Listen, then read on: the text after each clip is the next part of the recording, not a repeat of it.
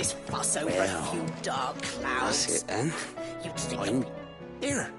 Sid, reckon you might be just the man to help me out of a bit of bother, if you've a mind to.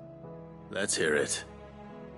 Well, it's about this alembic the chief's got me making. Lovely bit of kit it is.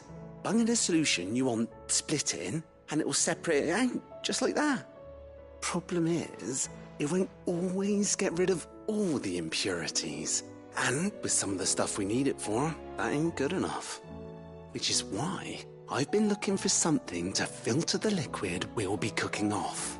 And that's where I was hoping you could help me out. I imagine Ty could get some use out of this alembic too. Distilling medicines and the like. Alright. Why not? Proper job! So what exactly do you need for this filter? Nothing but bomb ash'll do, says the chief. Gave me a sample she'd obtained from the university stores. Couldn't believe my eyes. You pour the blackest blight water through it, and it comes out clear as a mountain stream. So, I did a bit of reading about where I might be able to get hold of some. And do you know what I found out? It's only the blimmin' bones of a bomb king. They leave them behind when they die, see? I take it that's where I come in. If you wouldn't mind. I saw a billet on the hunt board for one just the other day. Would have gone myself, but, well, fighting dirty great balls of flame ain't exactly my forte. You, on the other hand... Alright. I'll see what I can do. Thank you kindly. And a good hunting, eh?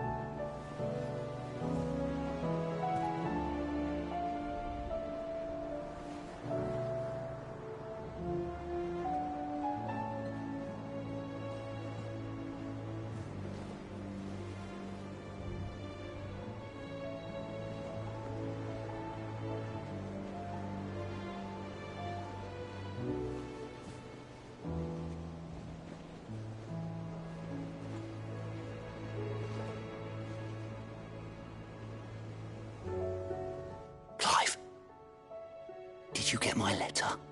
That's why I'm here. Shh. Otto might be listening. Is this better? A little. Listen. I've some bad news. It turns out the Hideaway may be slightly behind in its payment to certain lenders, and it may be my fault. But I swear to the goddess, I thought I had the numbers square. Sadly, that square turned out to be more of a circle. 0, you might say. I can straighten it out, I swear, but it's going to take some time, and I'm going to need help keeping it from Otto. Bit late for that, I'd say. There you are! What a surprise! So let me get this straight. You forget to pay our lenders what they're due, and instead of coming straight to me, you get Clive to come to you. You know, he'll dig you out of the hole you've dug for yourself. Clive, the man in charge of the place you've been cheerfully trying to bankrupt. And you thought this was a cunning plan. Why? Well, who needs paying? Oh, just Martha. And the dame. And, well, Lady Karen. But only 500 talents. We owe 3 of our most trusted friends 5 million gil. Each. 5 million each. They lent us the bulk of the money we used to rebuild the Hideaway, you see, and, well, I must have made some sort of oversight. Those ledgers were my responsibility, and it was my decision to entrust them to you. This is my fault. Do we have that much to hand? I can always ask my uncle. No, we don't. And no, you won't. We've lightened Lord Rosfield's purse enough. After the king's ransom we had off him, he deserves better than to see our begging bowl. Besides, we'll need to learn to stand on our own if we're gonna make this work. All right. But that doesn't mean you have to shoulder the burden yourself. Is there anything I can do to help? There might be. How'd you fancy taking these to Martha and the dame? Rocks. Rocks, he says. Worth 1,000 talents apiece, these are. A little something Sid and I set aside for when times got lean. And I reckon 15 million in overdue debt probably qualifies. I just hope our associates' eyes are a bit more discerning than yours. I'm sure there will be. Should be me making the rounds, really.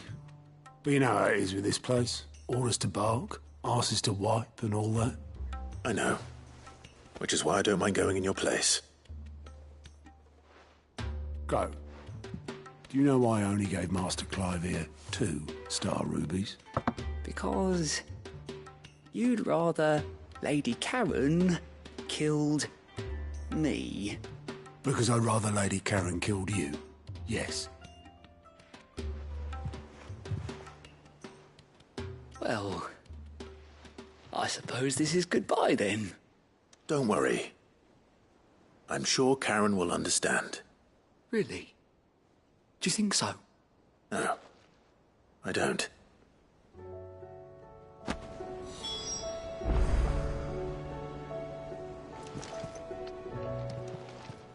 Ah, I wasn't expecting you back so soon. All yours. You earned this. Come again. I may have more for you. What are you making them skies then?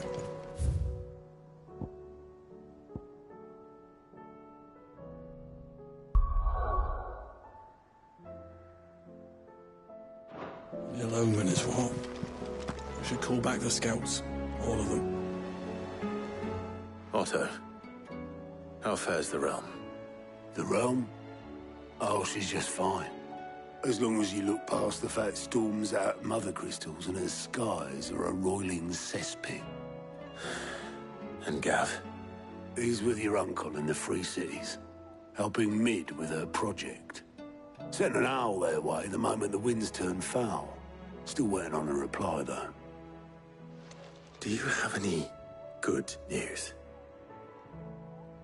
Well, that depends on your definition of good. All right, fine. What do you suggest we do? Oh, no, I'm just a messenger. I'll leave the scheming to those more suited to the task.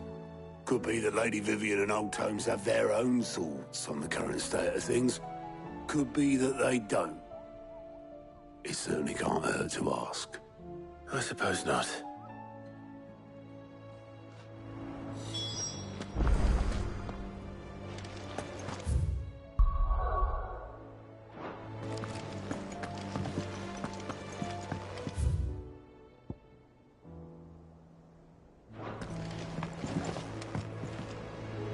How is it that every one of your little excursions presages some inexplicable catastrophe? Not that you are to blame for the Dominion's fate. No one could have predicted the actions of the Crown Prince. I'm sorry I couldn't save your home. My countrymen are stronger than you think. A few toppled clock towers won't break their spirits. They'll be back on their feet in no time. I hope so. Look at us. Bluer than a pair of bog crabs. Tempting though it may be, sulking will not help us find a solution to this mess. You believe there's one to be found? I don't know. But I am certain we're more likely to find it if we first examine the facts.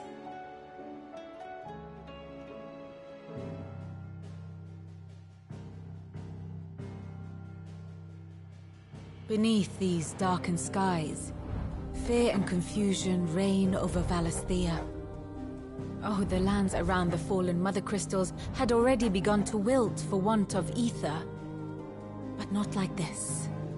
Crystals that filled wells and fueled furnaces. Now nothing but pretty shards of rock.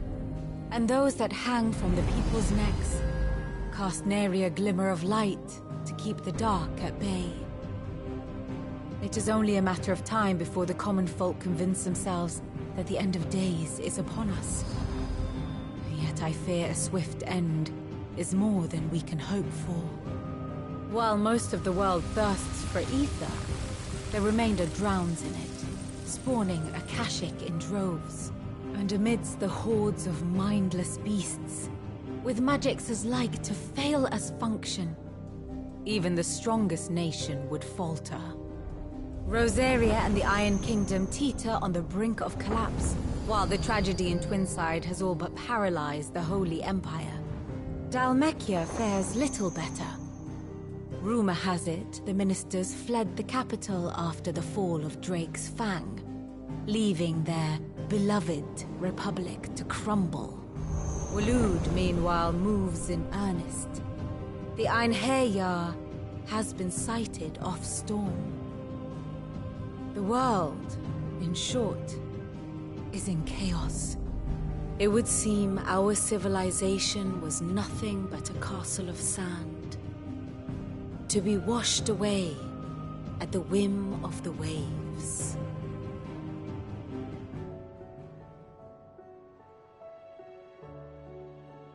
A castle of sand. Not my best flourish, but it seemed fitting. The reports I've received are considerably more blunt in their appraisal. Without the protection of their nations, it will fall to the people to defend themselves against those who would take what is theirs. Which is only ever going to end one way. Defending a farmhouse against a band of chocobo thieves is one thing, but pitchforks and palisades will do little to stall an army's advance. Should the King of Waloed deign to invade, there would be none to stop him. None but us.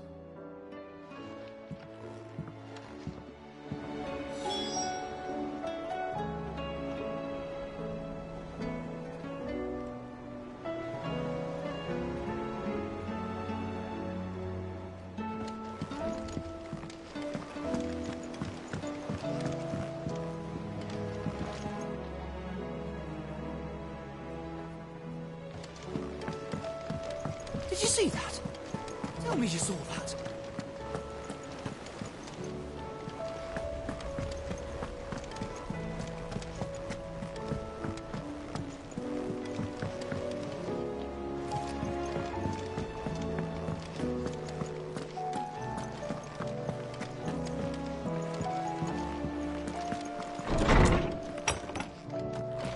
Is a storm coming, Sid?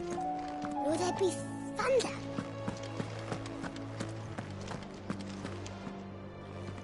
Let me guess. You're here about the skies. Is there anything you don't know, Lawsman?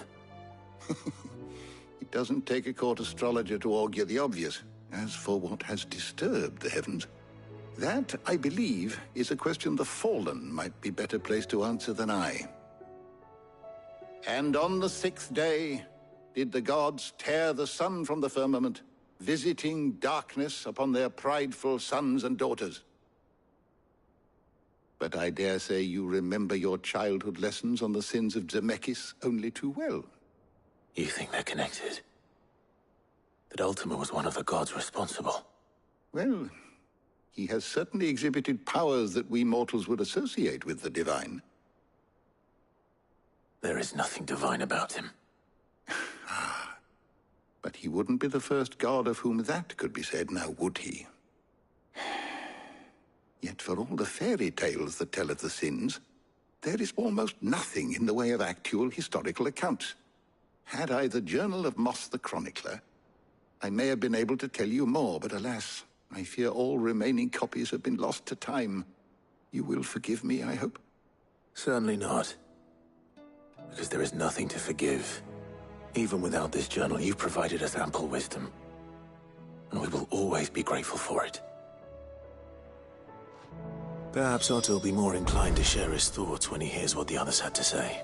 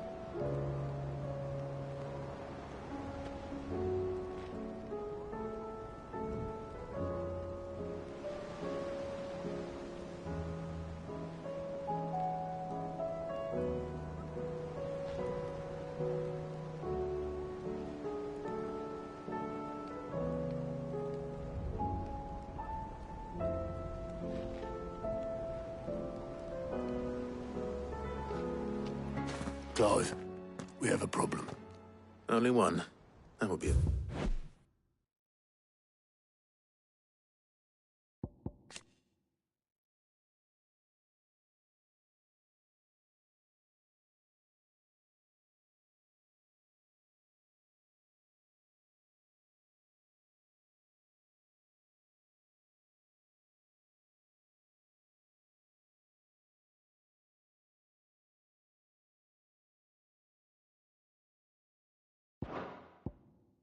First?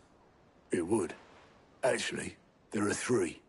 We had as many owls arrive while you were at the shelves. Martha's got a Kashyyyk out her gates, and talk of monsters roaming the hills outside of Northreach has put the wind up Isabel and her lot. And don't forget Dalimil. Lubor says the village was raided by bandits. When it rains...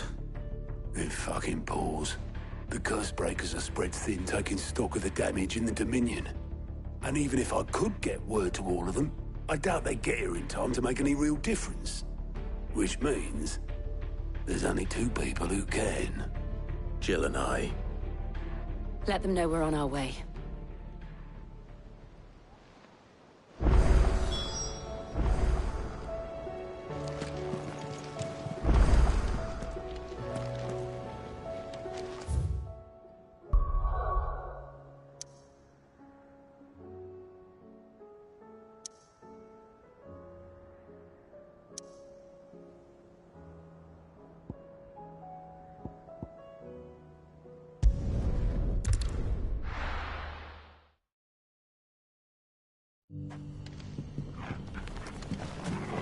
Good day to you. Sid. If we've no crystals to keep the couch covered, we'll have to salt everything.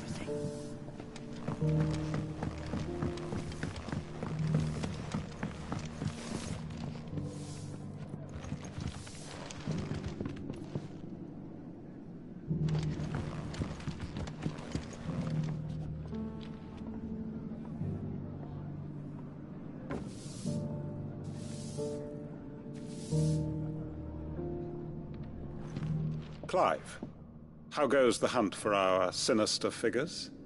I found some black shields hiding near Lorbert's Pass. They're gone now. Black shields. The Empress's former bloodhounds. Though they serve another master now. One who means to root out and destroy both me and those I care for. And it would appear the pack has finally caught the scent of its prey. Damn it all. I had hoped I would have more time than this. More time to prepare.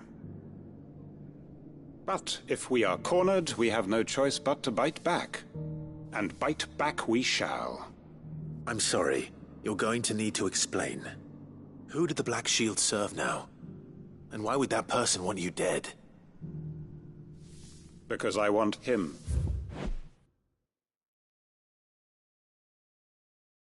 Dead. Who?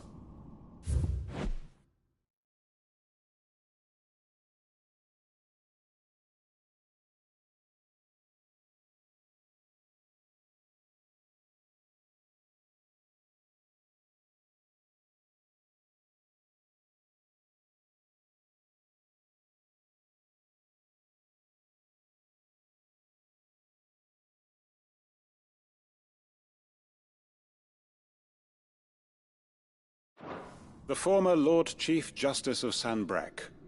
All that I have built here is for him. I don't understand. Why him? Why Lostwing? I suppose it is better that you know the truth. I was a member of the judiciary once. So sickened was I by the injustice of this world, I swore to fight it. And fight it I did, in my own small way. I saw more than a few corrupt officials condemned to the very cells into which they had thrown blameless innocents. Men to whom the law was but a scourge to turn against the powerless. And throughout, it was the Lord Chief Justice who backed me, who was my one true ally in the quest to see justice done. So what changed? I discovered that he hunted bearers for sport. I was a fool to think he shared my hatred of venality and vice. His support for me was no more than a facade, a means of ridding himself of his rivals, a mask to hide the rot beneath. I filed suit against him immediately. His response, however, was rather more visceral. He had my entire family slaughtered. And he faced no punishment whatsoever. I lost everything. My loved ones, my livelihood, my position, the faith I had once held that any modicum of justice might be achieved through the courts. So I set about enacting my own. I tracked down every soul who served him, and slit their throats myself. But the man himself proved an altogether more difficult target. With money and power come protection. And so I saw that I would need an army of my own. I came here to Lostwing and began recruiting like-minded individuals. And everyone here knows this is why you do what you do. Of course. They too have lost loved ones to the bearer hunts. Seen faultless friends sent to the gallows to spare the guilty. All under the watchful eye of the Lord Chief Justice. Our wounds are the same. And our cause is the same. We are comrades. And our revenge is already in motion. We know where he hides, how numerous and well-trained his guard. What we did not know until now, however, was that his plans may already be in motion too. Quentin. Our time is short. He may move against us at any moment, unless we move against him first. My friends and comrades, it begins. Make ready for war.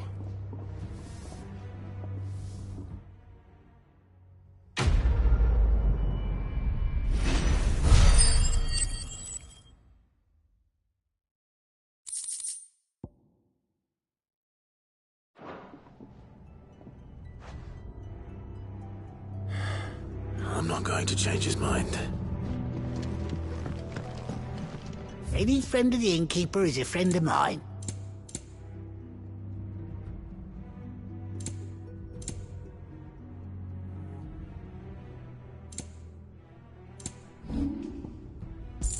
You're always welcome here in Lostwing.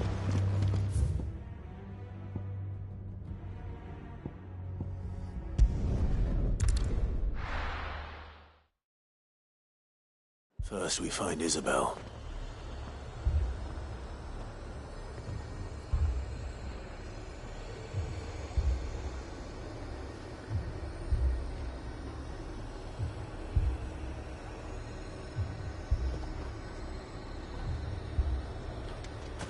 Heard a bloke saying he saw ghosts on the far side of the wall. Ghosts? I saw it with my own eyes. The whole of Oriflamme under a flood. Can I interest you in some plater, mate? Or perhaps a racer to a ginger? I've been willing to trade if you got no coin.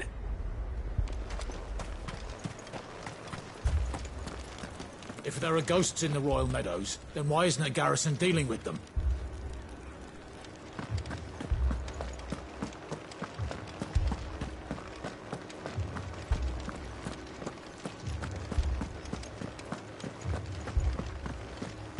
I can't do it. I can't fight those things. But you can. You must. For me. For us.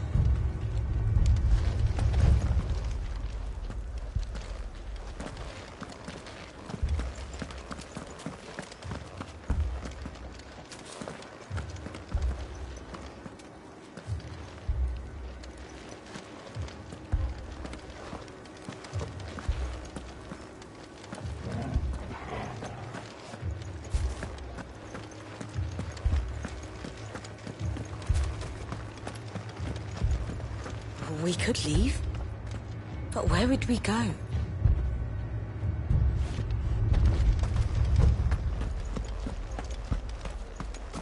The two soldiers were carrying another.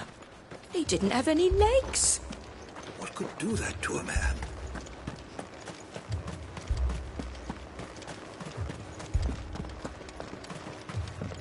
More arrived from the capital this morning. I know. They could hardly stand. My lord. Milady. We received the dame's message. There have been sightings of strange creatures, I understand. With the blue eyes. Yes.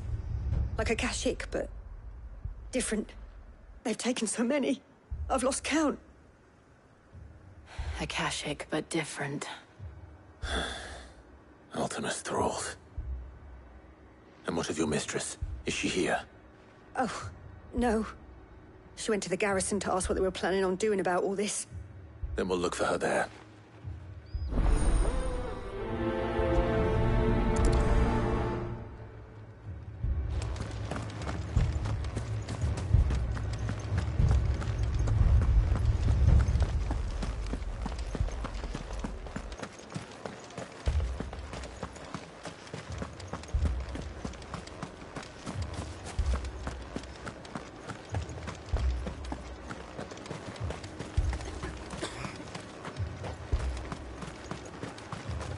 Madame, please! Half the garrison's been slaughtered by those things. We lost the captain this very morning. We've tried requesting reinforcements, but there's been no word from the capital or the Dominion in days! What more would you have us do? I would have you do your duty. Those at the Vale look to me for protection. And protect them I shall. Because they are my charges, and that is my duty. In case you have forgotten, the people of this town are your charges. But more than that, they are your people. your sisters, your brothers, your lovers. So you have a choice. Lay down your sword and watch as they are slaughtered, or take it up and do what is right. She speaks the truth, you know. This here, it's all we have. It's all that's left. What we have left is our lives! Do you really want us to lose them as well? Not if we don't have to. Look, there's a cask under the captain's bunk. Let's talk about this over a drink, eh? I'm listening. I'll have a word with him.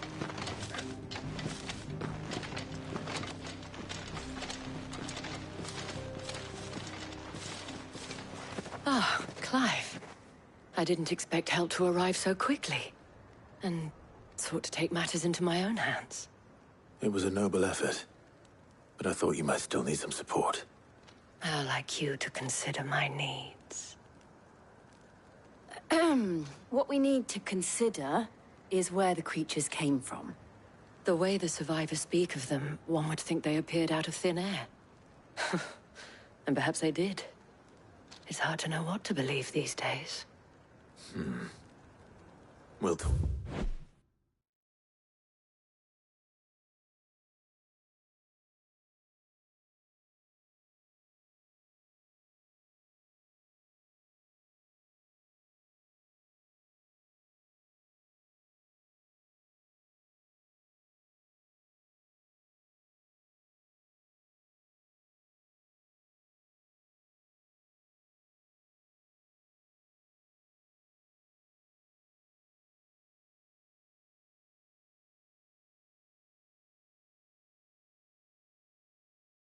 To the survivors.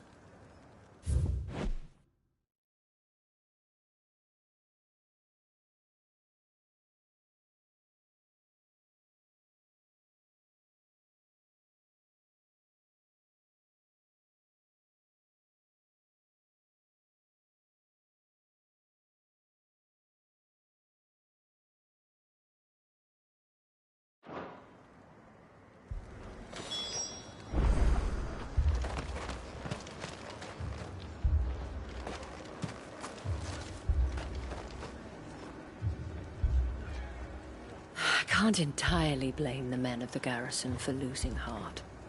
And they have provided a place for the injured.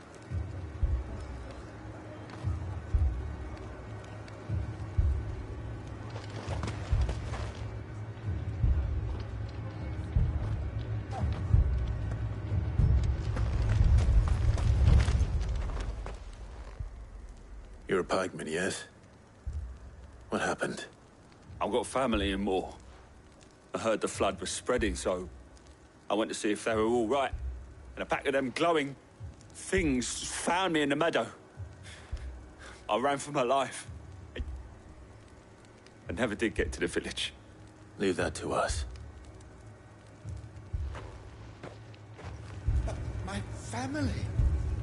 They're still in the capital. I'm sorry, darling. I truly am.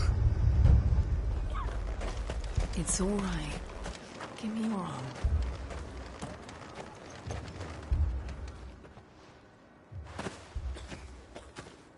Did you see the creatures that attacked you? Creatures? Yeah, They came out of nowhere.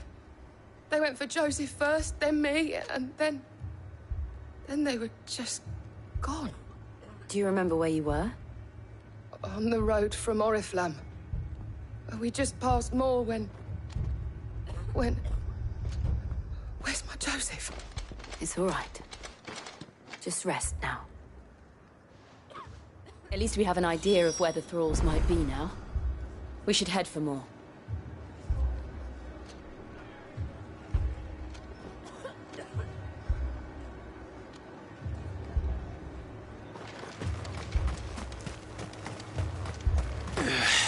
You saw those soldiers.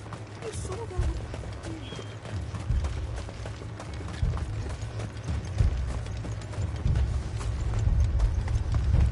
It was all they could do to escape. They just left the bodies there in the flood.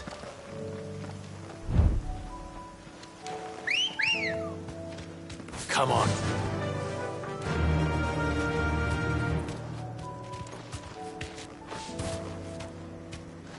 Yeah!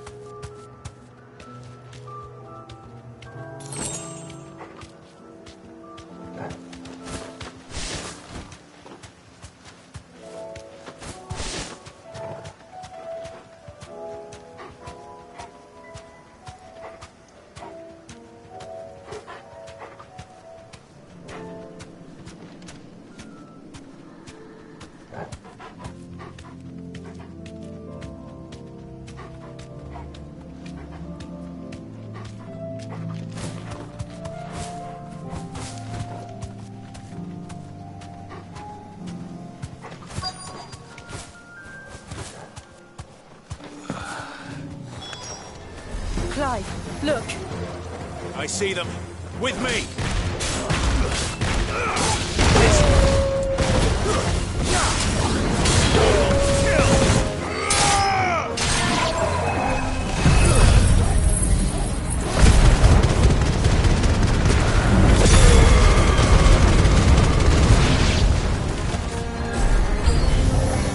Should I prime? Save your strength.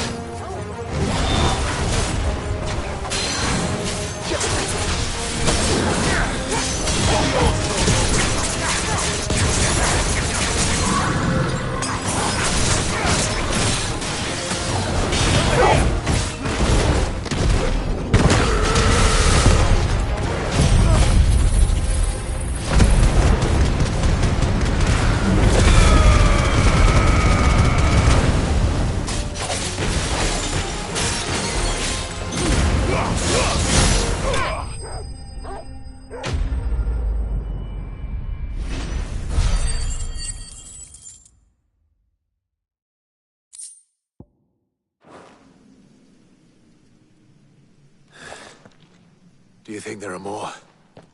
There are always more. But I'd say we've done what we can for the time being. Then we should let Isabel know.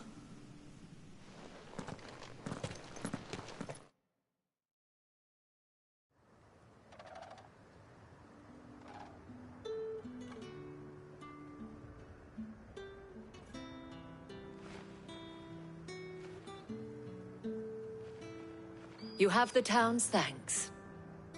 Don't thank us yet. There will be more. Many more. And you'll need to be ready for them. Oh, we shall. Isn't that right, Captain? Yes, milady. The garrison will be ready. Philippe here has convinced most of the men to remain at their posts. For now, at least. Hearing that the Dane would look kindly on any man who committed himself to the task certainly didn't hurt. It's not the most selfless of motives, I'll admit. But whatever it takes, eh? Now me, I never needed convincing. I became a soldier to protect the people I love. And the people I love include the ones standing before me. Handsome and chivalrous. Now, if you don't mind, I have sentries to post. Milady.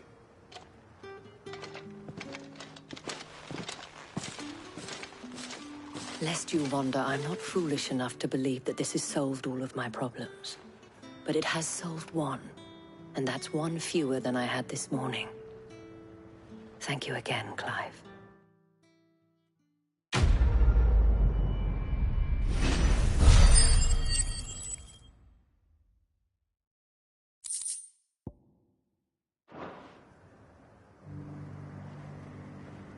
Philippe will make a good captain.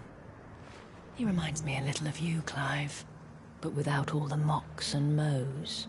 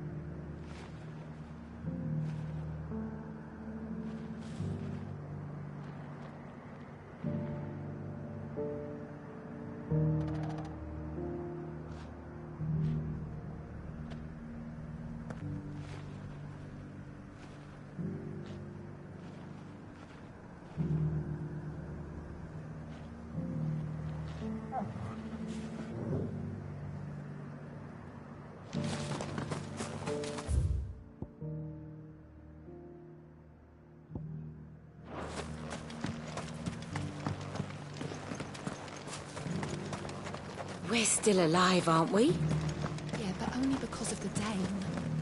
Will that be enough next time? So many were injured.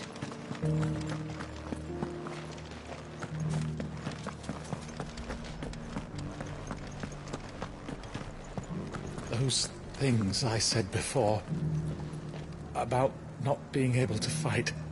You didn't mean them. I know. That's not the man you are. The man I love. You needn't fret. The creatures have been dealt with. Yeah, but what if they come back? Is there anything we can do to help?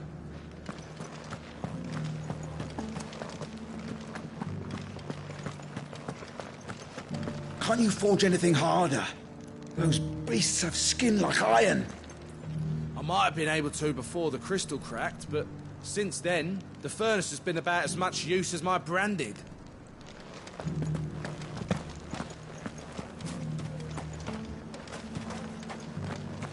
I left everything in the capital. What As am I long to as you do? remain, the Veil will see Thank to you. your needs. You heard the Herald. The Emperor's dead and the Empire along with him. If we're going to survive, we'll have to do it on our own.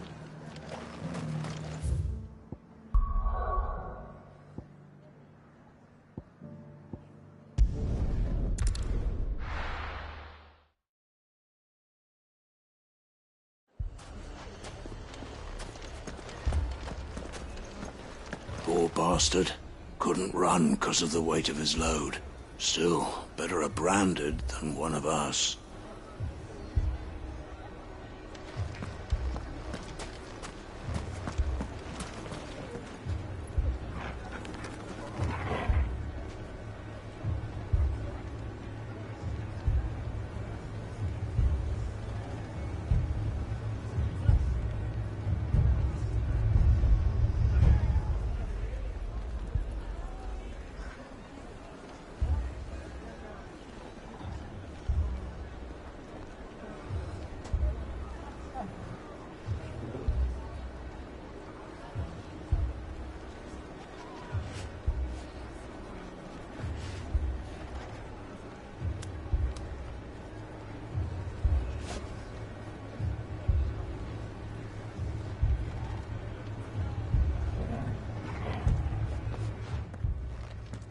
Sid. Your new companion appears much more formidable than your uncle. Should I be worried? You haven't been introduced. Jill, Clive has told me much about you. All lies, I'm sure. Your Stolas said that Dalamil has a bandit problem. Indeed. Although, you're a little late. They left with our food and guild days ago. Any idea where they went? The desert's a big place. Your guess is as good as mine. But the fact is, I have more immediate concerns. What did you say to me? What did you say? Ah, as if by magic. Let's just say we've yet to reach a consensus about how to solve Dalamil's little problem. And at this rate, it won't be the actions of the bandits which prove to be our undoing. It will be our own. I've tried reasoning with the dissenting parties, but even the Desert Hare has limits. Perhaps we could talk to them. What makes you think they'll listen to us? What makes you think they won't? She makes a fair point, Sid. And you won't have wasted much of your precious time if you fail. They're just across the courtyard.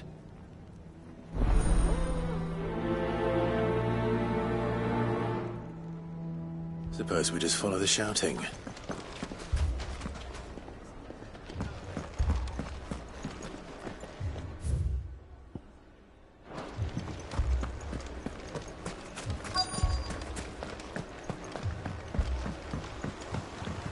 If I had my pickaxe, I would...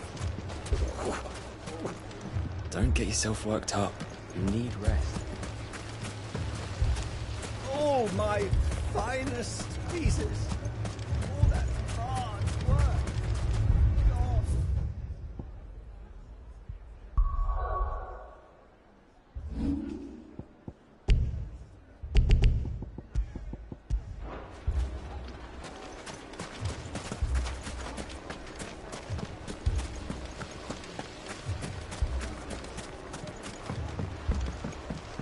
Mummy, I'm scared.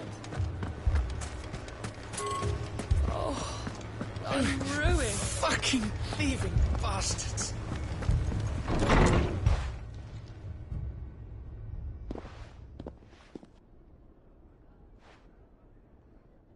You wouldn't talk like that if it had been your men whose throats were slit. Blood for blood, it's the only way. We hire mercenaries and have them mount the bandits' heads on our walls as a lesson to the rest. And what happens when those mercenaries are slaughtered like your men? Are you going to hire more?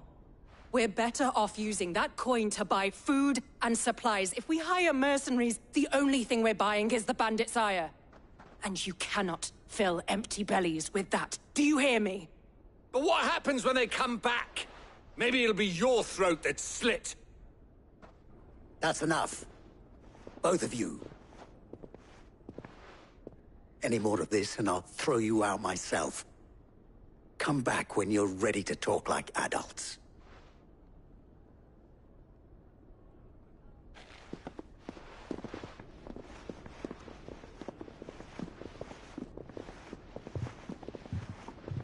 Victor. What's he doing here?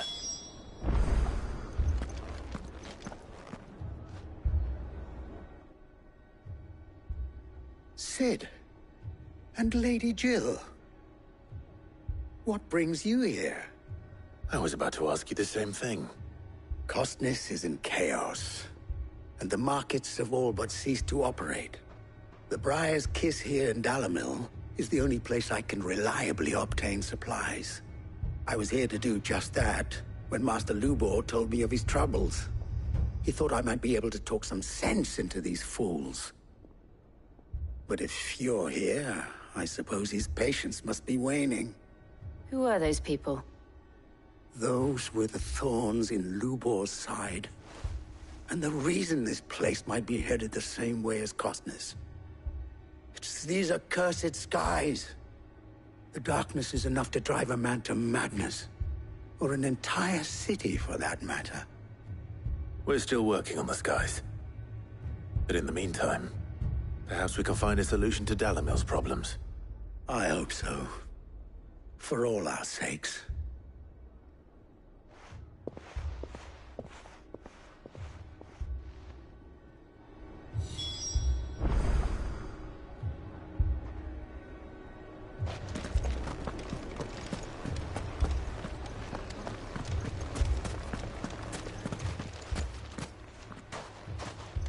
So, you see my predicament?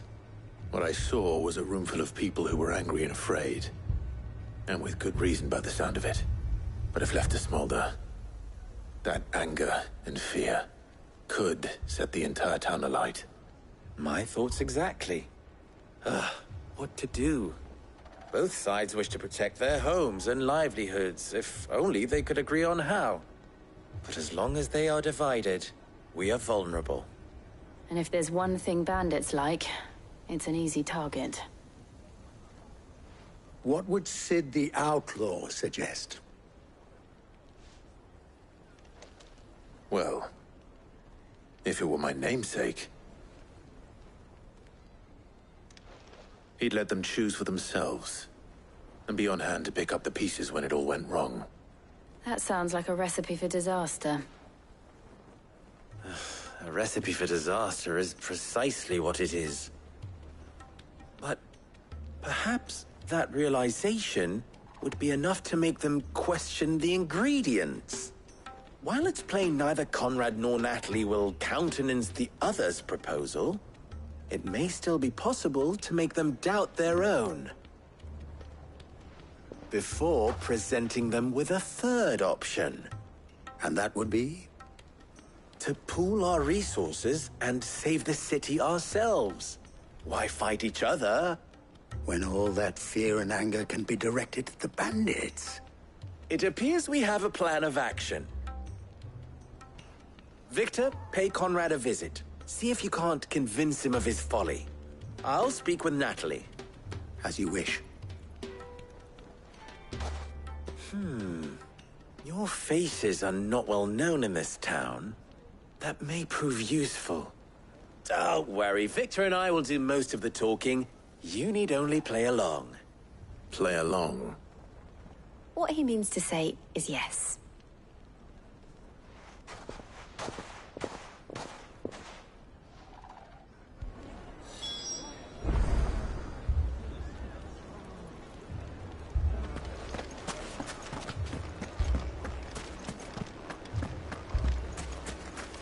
Picture it, Conrad. Your own city. Why more supplies? We might as well scatter seeds near a rat's nest. They're the problem, and only steel will solve it. I don't know about that.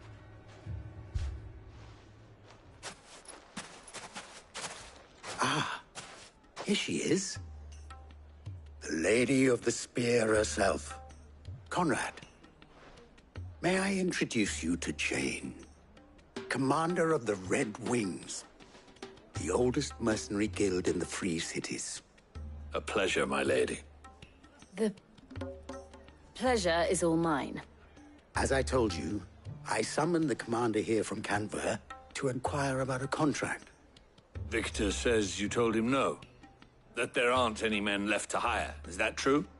True as the crystals cracked. Nobles came and claimed every last one worth his salt. And not just from us Red Wings. You know of the 7 high houses. There must be 2 swords assigned each one. Granted, we have a few boys left. If it's boys you're looking for. Well, Conrad, are you saying that Dalamil's finest cannot defend this town better than a gaggle of unblooded striplings? That a band of beardless youths could better avenge the deaths of your brave men than you yourselves? Absolutely not. We'll show those bastards who they're dealing with.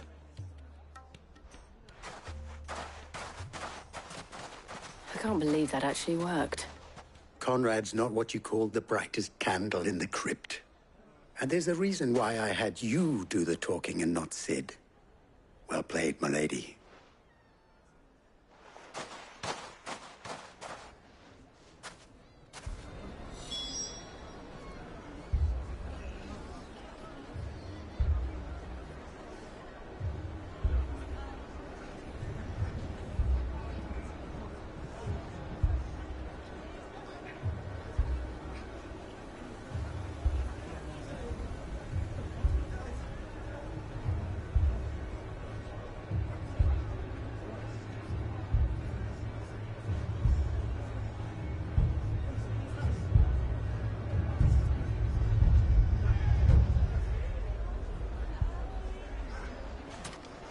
Then let us band together and show these brutes that Dalimil is not to be trifled with.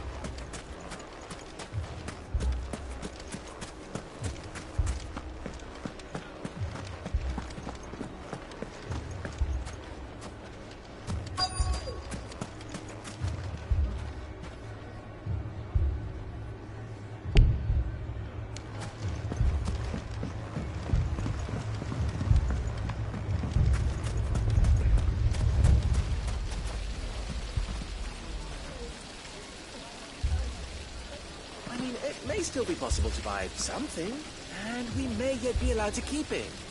Yes, but...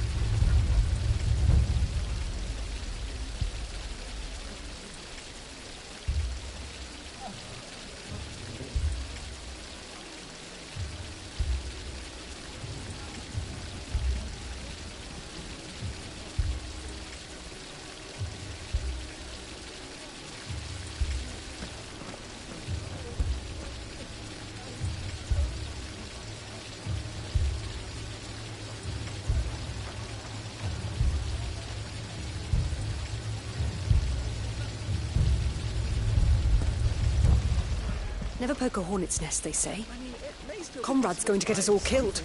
And we may... Ah, here he is now. Natalie, allow me to introduce Lord Underhill of Randalar's prestigious League of Merchants. Lord Underhill. At your service. Underhill?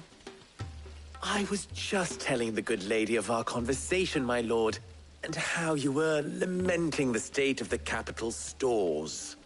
Lubor says that not only are the granaries almost empty, but that war and the Blight mean this season's harvest won't be enough to fill them for winter. Indeed, certainly that is the case. The nobles in the capital are buying up the city's stocks of barley and wine, driving the prices higher than most commoners can afford. It is only a matter of time before the peasants revolt. It is worse than I thought. If what Lord Underhill says is true, I fear we have little hope of supplementing our stores, meager though they regrettably are.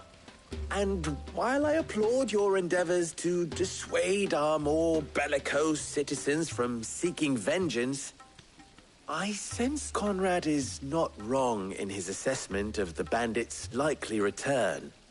Which means that now, more than ever, we will need to secure what little we still have. Food, weapons, herbs, everything. If our humble town is to endure not only this hardship, but those that are certain to follow, we must stand united. All right. If it will help to protect my home, I'll do it. But you needn't have gone through this charade.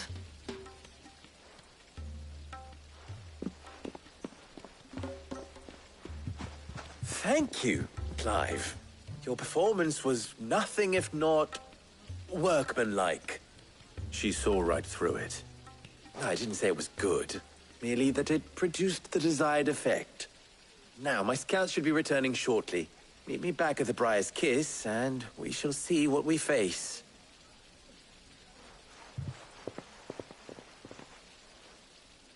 I'm not convinced our roles in this ruse were entirely necessary. It appears I have no choice. I don't know. Conrad seemed quite taken with you. We have, but I would not see any unnecessary harm.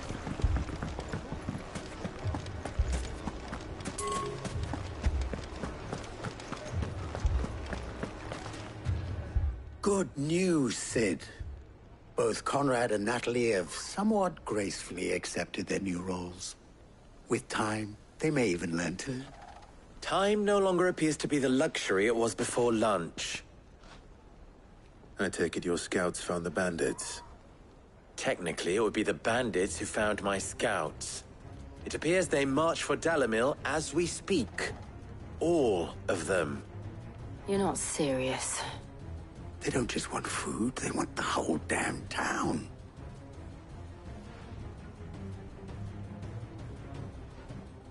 I have a favor to ask. I'm told the bandits march in 2 groups, one from the south and one from the desert, in a move doubtless intended to stretch our already gossamer-thin defenses. Very well. Jill and I will meet those from the desert. But what of the rest? The rest, my friend, the city shall fight. Together. Mistakes, I concede, are high. But if this does not unite Dalimil, nothing will. That is a lot of faith to put into those who had their hands around each other's throats but a moment ago. Then it will be for us to see that their hands are kept occupied. And I do mean us. I thought you might say that. We'll hold them off for as long as we can. And we will do the same.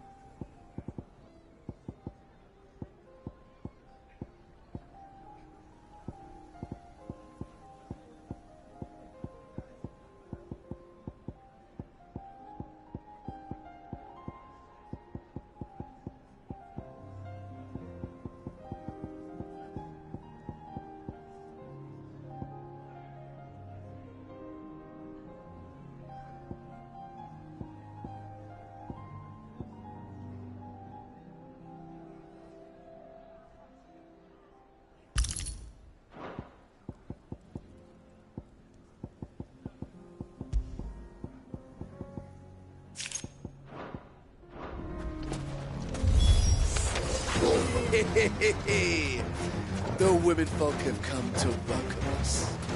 I'll take that one. He's all yours.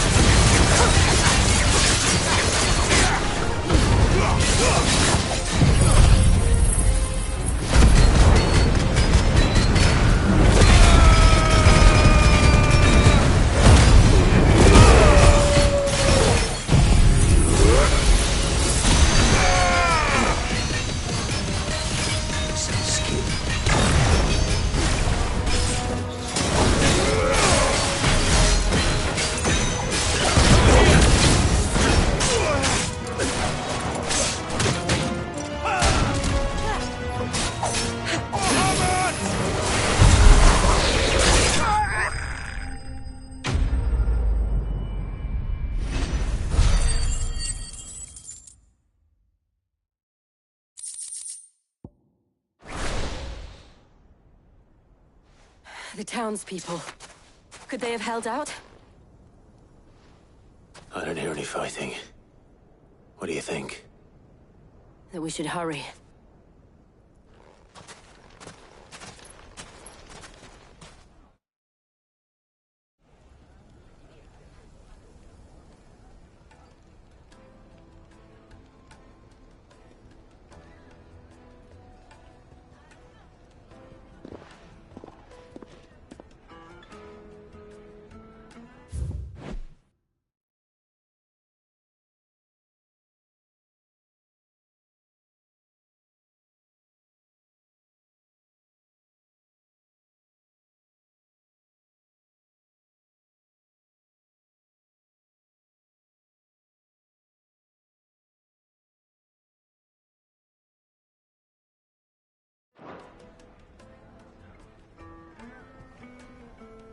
Natalie, I owe you an apology.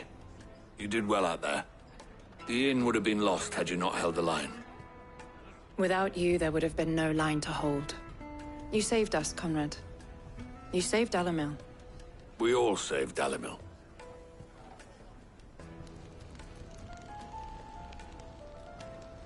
Conrad seems to have had a change of heart. I'd say they both have. I take it from your presence that our visitors from the desert won't be joining us either. Pity.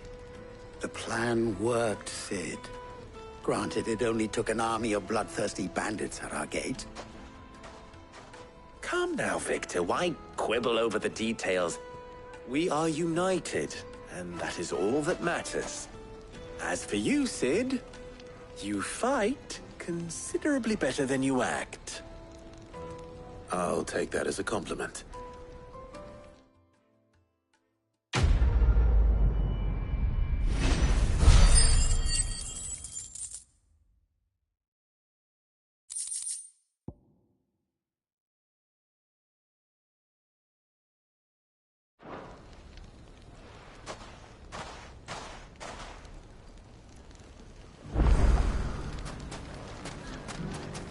So, where did you learn to swim? The bandits may be known, but look what they've left us with. We have a hard time putting this place back together. Welcome, sir. What can I do you for? A question, if you don't mind. I need to know what makes a good carving knife. You a blacksmith or something? Something, I suppose. Fair enough. Knives, is it? First and foremost, it's got to hold an edge. Most knives will make it through fat, no problem, but sinew dulls cheap steel in no time. Give me a blade which can slice through anything that crosses my chopping block, and I'm a happy woman. So a knife that stays sharp. Makes sense.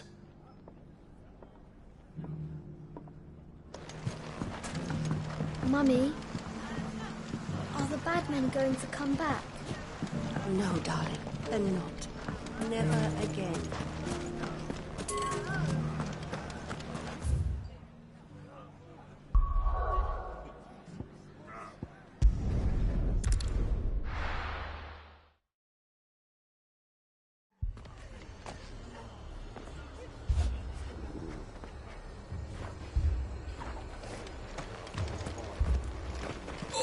This man's gonna die if we don't get him to a healer.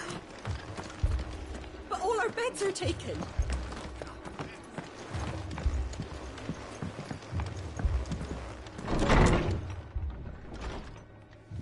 Martha, it's good to see you. And you, Clive. Jill? Otto said you'd been attacked by a Kashik. What exactly happened here? Those skies are what happened. Not long after they fell dark, we had our first visit. There were hundreds of them. Tried to storm the hill. Only a handful made it up here, but that was more than enough. The rest are still down there now. And while we have a few willing fighters holding them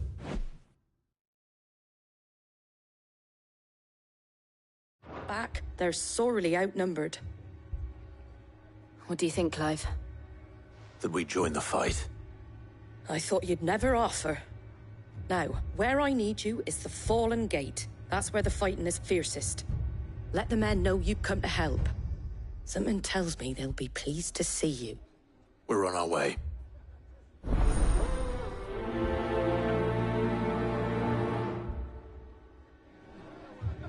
Do you think there are as many as Martha says? More.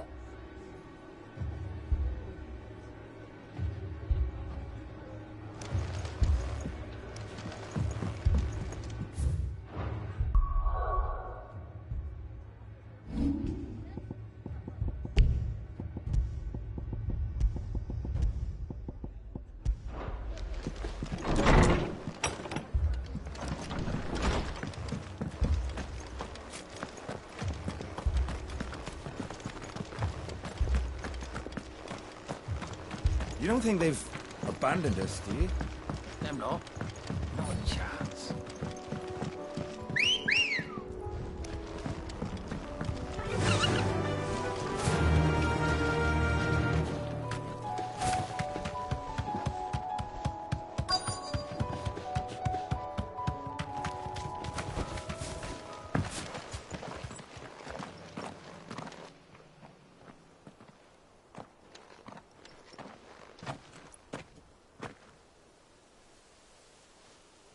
Clive, wounded.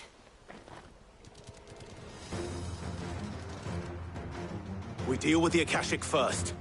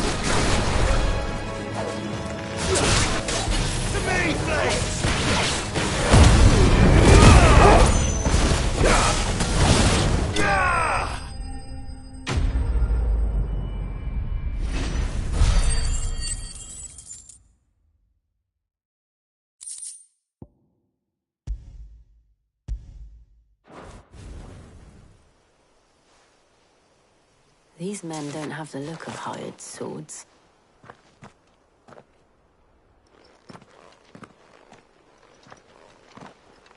If you've come to rob this place,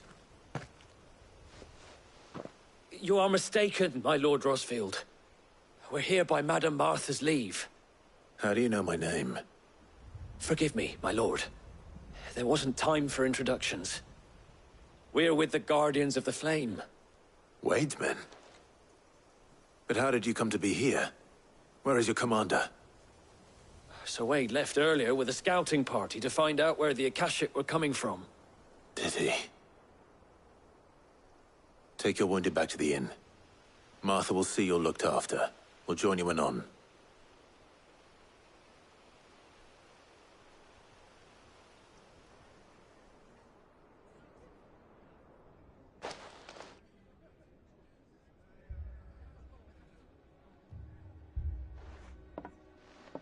And to think you took them for thieves.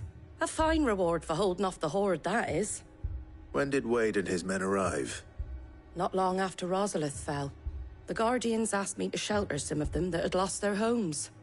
They were making ready to leave just as the skies turned, and we agreed it was best we stuck together. Martha! Trouble! The scouting party's almost at the lift. But they got a pack of Akashic snapping at their heels! And they got wounded with them! They're not gonna make it! Damn it all. We'll worry about them, Martha. You look after everyone here. If any can still fight, send them to the lift. I will. You two be safe now.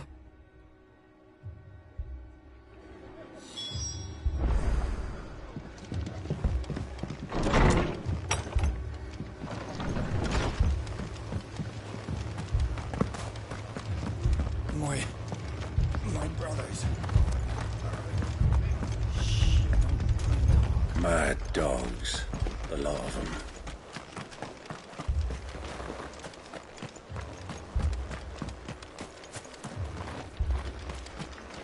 What are you after?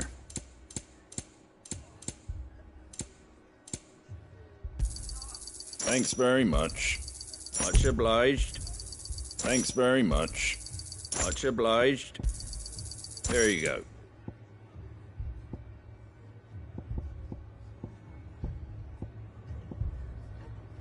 That all, is it?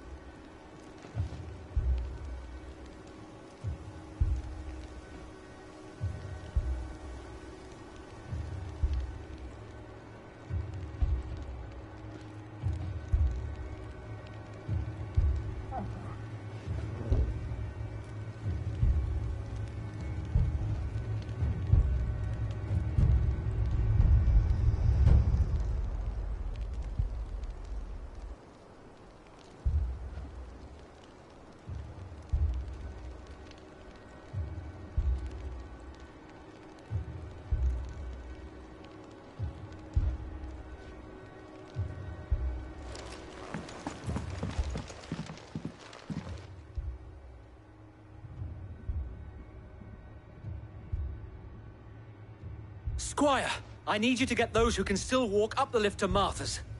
But what about... I didn't ask, Oscar. Sir. So Wade.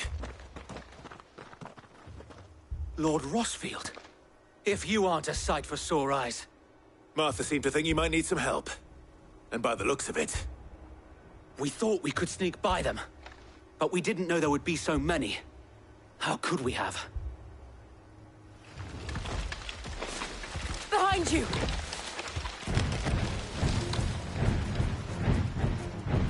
Damn it! We need to get the injured to safety. Do you think we can hold them off? We can certainly try. Are you with us, Sir Wade? Always. Then let's do our duty.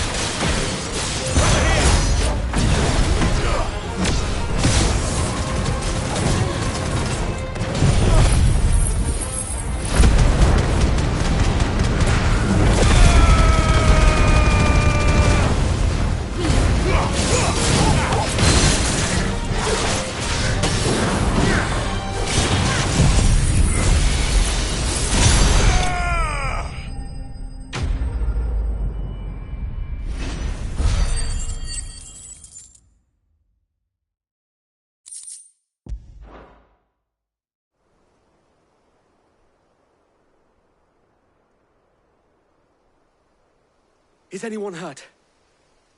I don't think so. And yet again, you've pulled me from the flames. It's just a pity I keep walking into them. You've never been one to shy away from danger, Sir Wade. Like any shield worthy of the name. I see you're all in one piece. Martha! Is something wrong?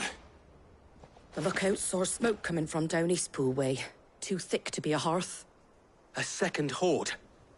Feel like finishing the job? Always. Jill and I will make for Eastpool. You'll need to move the injured without us. Don't you worry about them. The moment my men are safe, I'll follow. Good luck.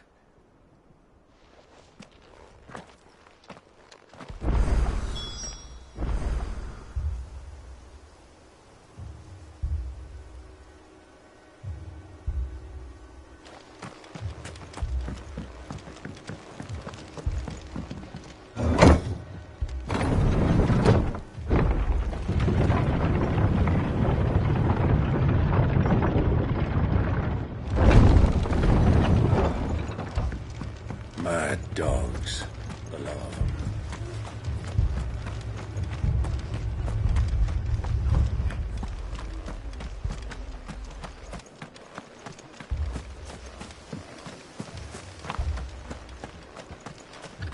This man's gonna die if we don't get him to a healer. The Akashic attacked us out of the blue. And there's no telling when they might be back. You best keep that sword handy, Sid.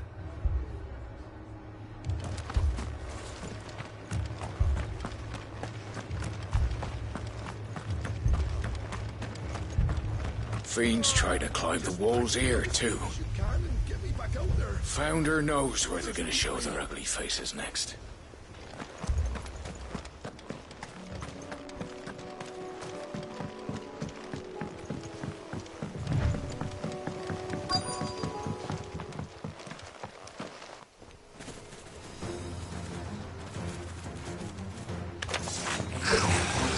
They're headed for the rest. We have to slow them down. Martha and the others won't be ready.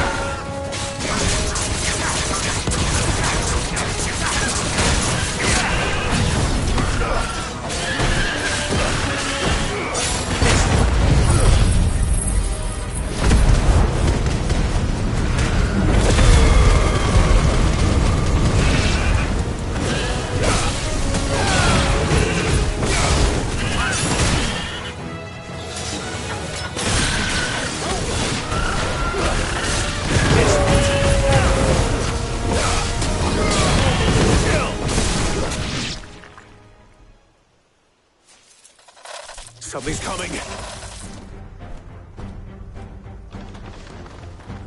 Apologies, my lord.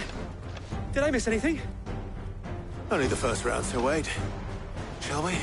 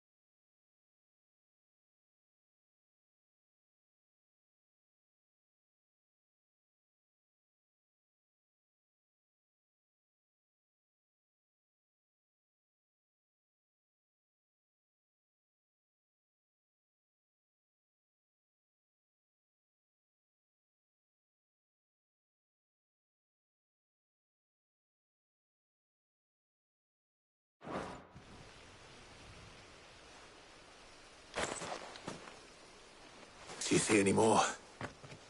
No. I think that was the last of them. But it won't be long before the next lot arrive. Then we make for Martha's while we can.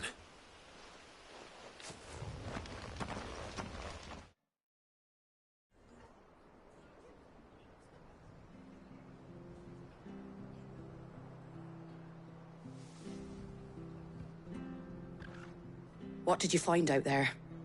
The same as Sir Wade. Scores of Akashic.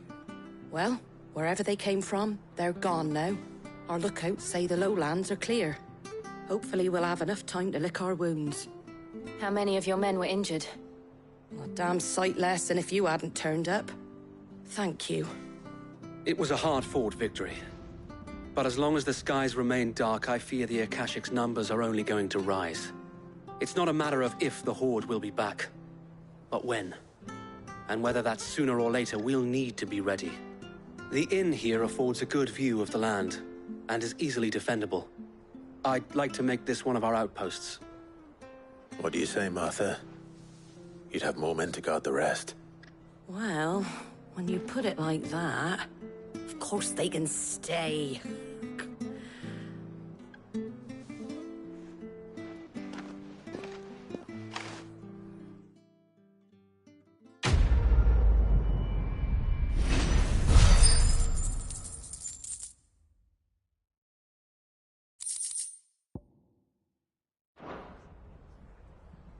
My lord, there's someone I'd like you to meet. Oscar, over here.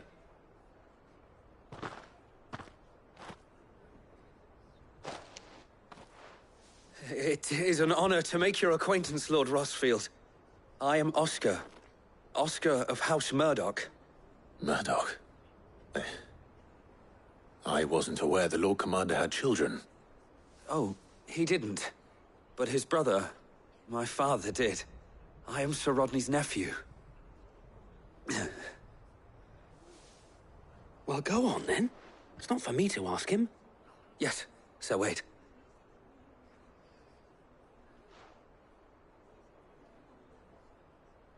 If it please you, my Lord Marquis, might you take me as your squire? I would learn the duties of a shield from the finest. I'm sorry to disappoint you, Oscar, but I'm a shield no longer. Nor was I ever the finest. And spending time in the company of an outlaw hardly seems a fitting education for one aspiring to take his oaths. My Aunt Hannah once told me that a man is not defined by his title, but what he does in its name. You have accomplished much since taking on the mantle of Cid, winning no little honor in so doing. And I would sooner serve under an honorable outlaw than an unworthy shield. Not that Sir Wade and the other Guardians are... I mean to say that, they're... It's all right. We know what you mean. There is only so much the boy can learn from me, my lord. But a squire... Would that really be so bad? You were a squire once. And I'm certain Sir Rodney would approve.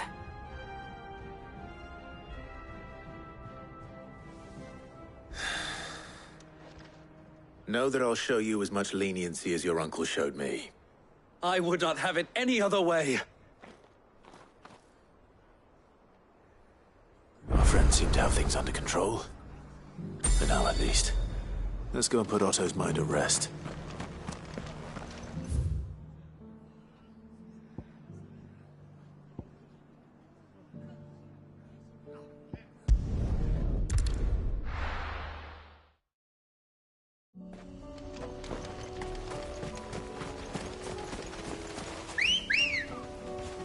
Good girl.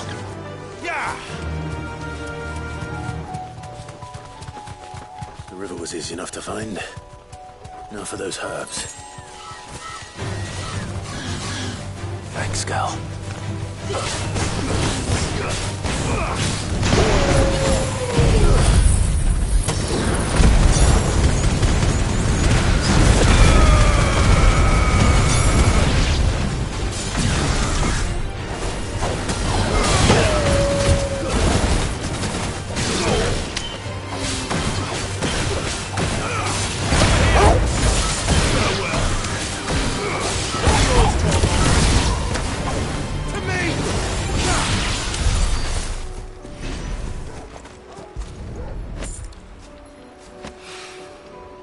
is the only plant around here with blue flowers. I hope it's the right one.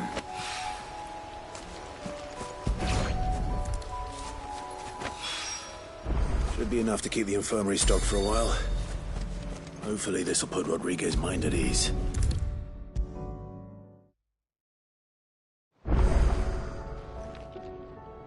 I hope you didn't have too much trouble finding the ammonia.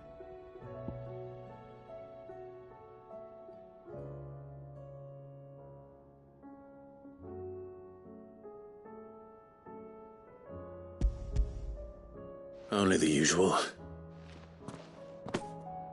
Oh, yes. This is it. And more than I was expecting. I dare say the patient won't feel a thing. That is, unless I... You'll do fine. Taya trusts you. Which means I trust you. The hideaway would be lost without skilled physicers like yourself. Thank you for the kind words. Truly. But... I'm sorry. I'm still terrified. The brand is more than just ink on flesh. It's a death sentence. Milk of the wyvern tail lurking just below the surface of the skin. One ill-conceived incision, a single slip, and the poison fouls the patient's blood.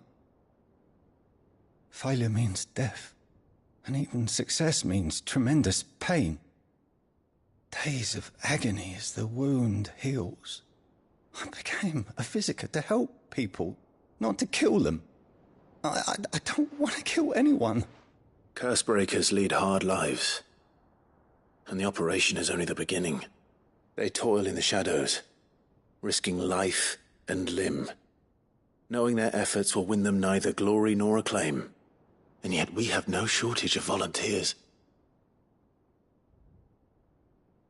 The day I decided that I would take Sid's name was the same day Taya took my brand. I remember. It wasn't long after we came here. What little medicine Taya managed to salvage from the wreckage of the old place had been used up treating the wounded. She begged that your operation be delayed until a new supply of antalgics was found. Procedure was even more dangerous back then.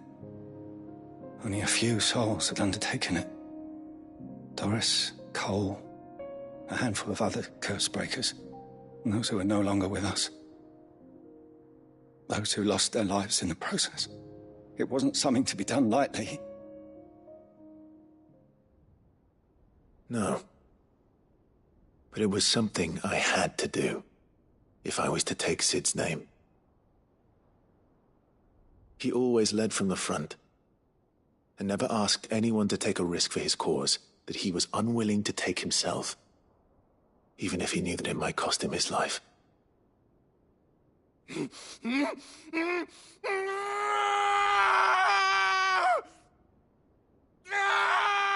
Hold still, Clive! Hold still!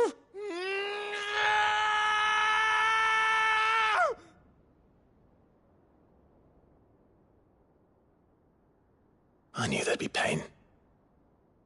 That I might not survive.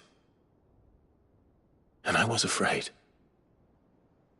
But I also knew that if I didn't overcome that fear, that pain, then I would never be able to call myself Sid. I didn't know. We all want our brands removed. But it's a decision each of us must make for ourselves, on our own terms. Rodriguez, I know your work isn't easy, but neither is going under the knife. Be a shoulder for your patients to lean on. Stay strong for them. You sound like Taya. Do you know what she once told me? It's natural for a patient to feel like they're suffering in solitude. And it's a physiker's duty to see that they don't. Thank you for helping me remember that. I won't falter. Not again.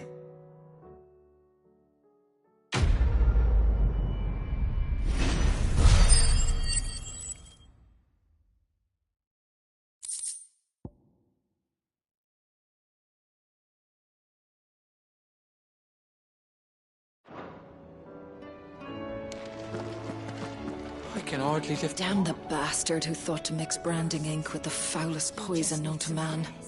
Since then, bearers have only ever had two choices.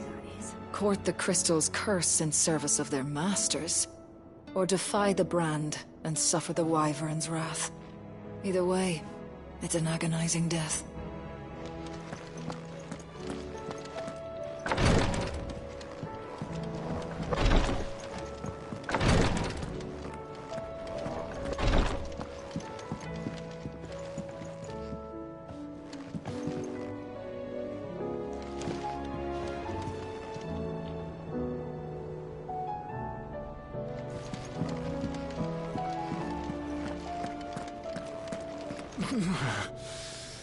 I'm getting too old for this.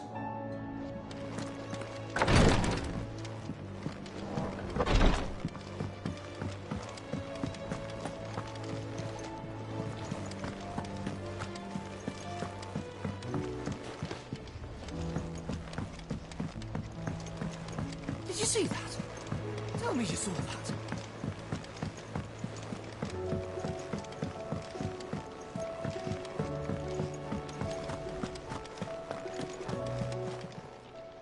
Still alive, are ya?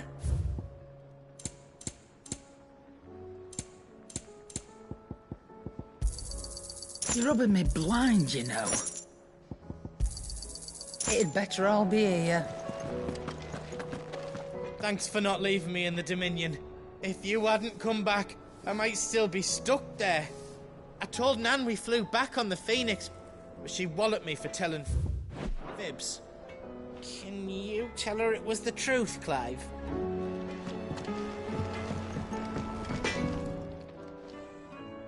Blackthorn, do you have a moment? Not really, no. This won't take long. I just wanted to ask how you're getting on. August was worried about you, that you might still be doubting your craft, even after learning the trick of that cuirass. Is there something else weighing on your mind? Perhaps sharing your thoughts might help. That bastard's like a dog with a bone. Still, you've got a keen eye, I'll give him that. He's just, well, Karen showed me something. Something I've never seen before. And that was? A sword. An odd-looking thing with a single-edged blade. The metal itself wasn't anything to write home about, but fuck me. The edge on it. You could slice a man clean in two with a weapon like that, and he'd be halfway home before he even realized he'd been cut. So that's what's troubling you? Nah. Not troubling me exactly. More distracting. Can't stop thinking, how do you get an edge that sharp? It's driving me mad. And if you knew how to do it, we could arm the curse breakers with even better blades. That's about the size of it, yeah. I'll see what I can find out. Sharper swords are always welcome. And we can't have our master blacksmith being distracted. You're a soft touch, you know that. But I can't say I'm not grateful for it. Good luck, eh? Thank you. Let's see what Karen knows about this sword.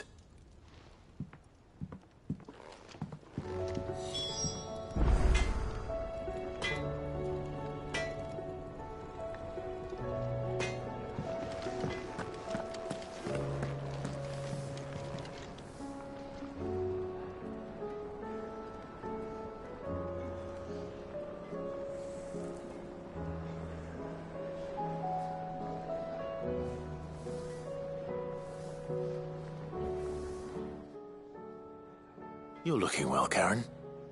What do you want? Out with it. I want to know about the sword you showed Blackthorn. Single-edged and extremely sharp. Running around after him again, are you? I suppose I am, yes. But I need to help him find out how to work an edge like that. It's driving him to distraction. Little wonder, I suppose. There's not many like that make it as far as the twins, and those that do go straight into private collections. Which made it nice and easy finding a buyer. Can you tell me who bought it? Where is it now? You think I tell people who my clients are? Suppose you're not likely to go nicking him off me, are you now? Fine. if you stop mooning at me like that. Lord Ignac's the man you want. Dalmekian bloke. Collects weapons and the like. And he's got more money than sense, which is why he's one of my favourite clients. Reckon he'll still be at the inn in Dalimil, where I left him. Thank you, Karen. Oh. And he's a touch eccentric. If you take my meaning. I appreciate the warning.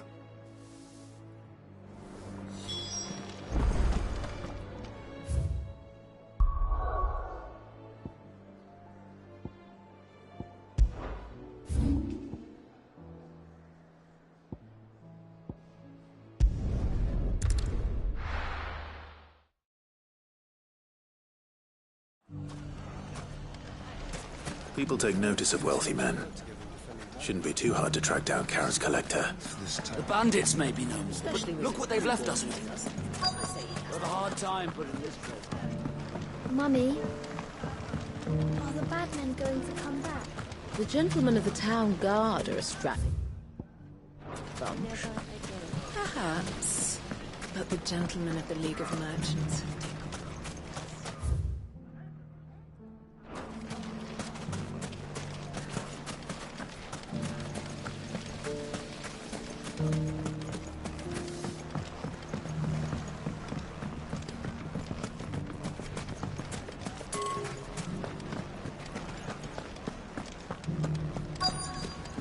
So, you use a knife, don't you? Lubo did well to bring Conrad back.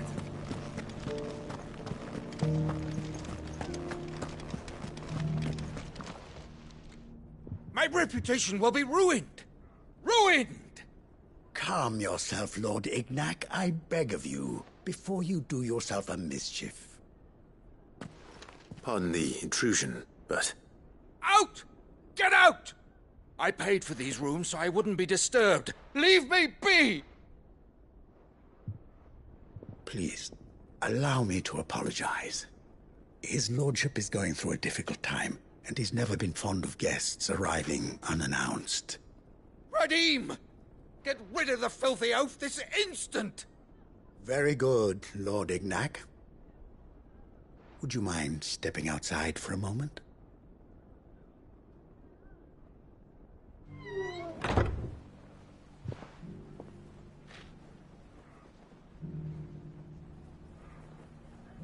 I'm sorry if I've caused you any trouble.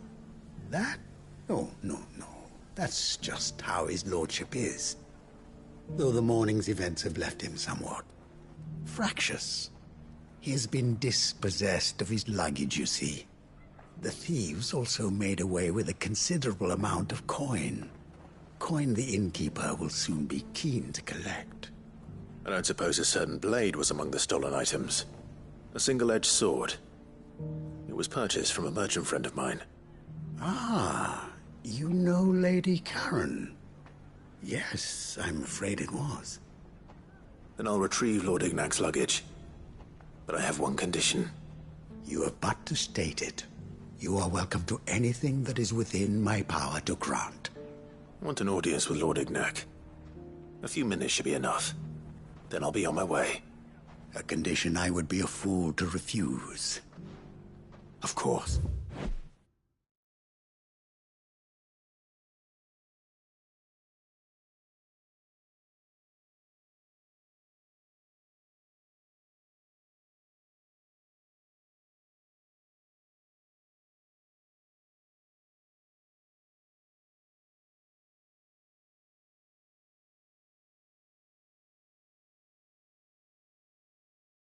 You shall have your audience. I don't suppose you saw where the thieves went? I did not, no. Though some discreet inquiries made on his lordship's behalf mean that I know where you might find them. The bandit's bed. Every ill-gotten coin in Dalimil is said to pass through that disreputable corner of the Valcroy. And that's where I'm heading. I shall speak to Lord Ignac in your absence, and arrange for an audience upon your triumphant return. That will be very kind of you. Farewell, and best of luck.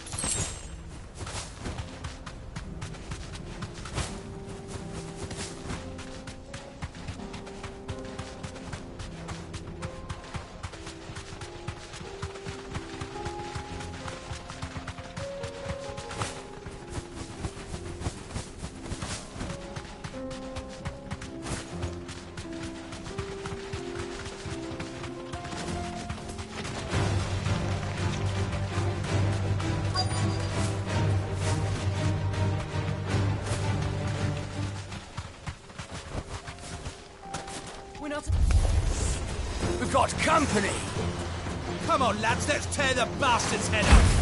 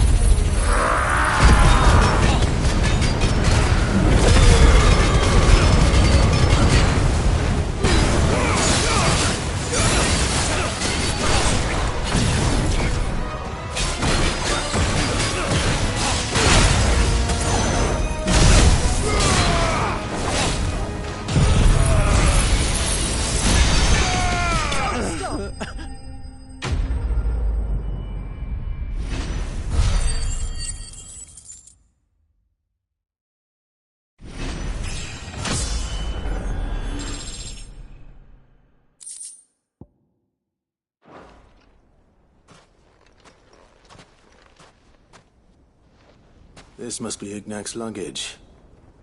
Nothing seems to be damaged. All right. Let's get it back to Dalimil.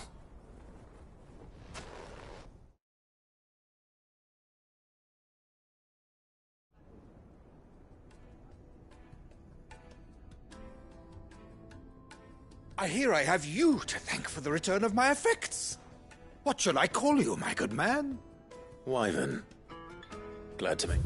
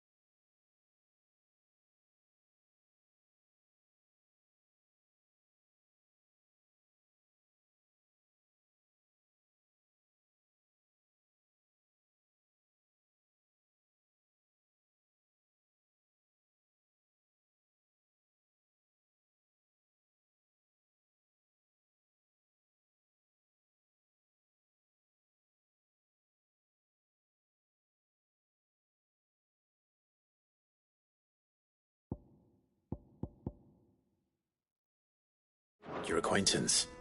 A formidable name indeed. Well, Wyvern, I appear to be in your debt.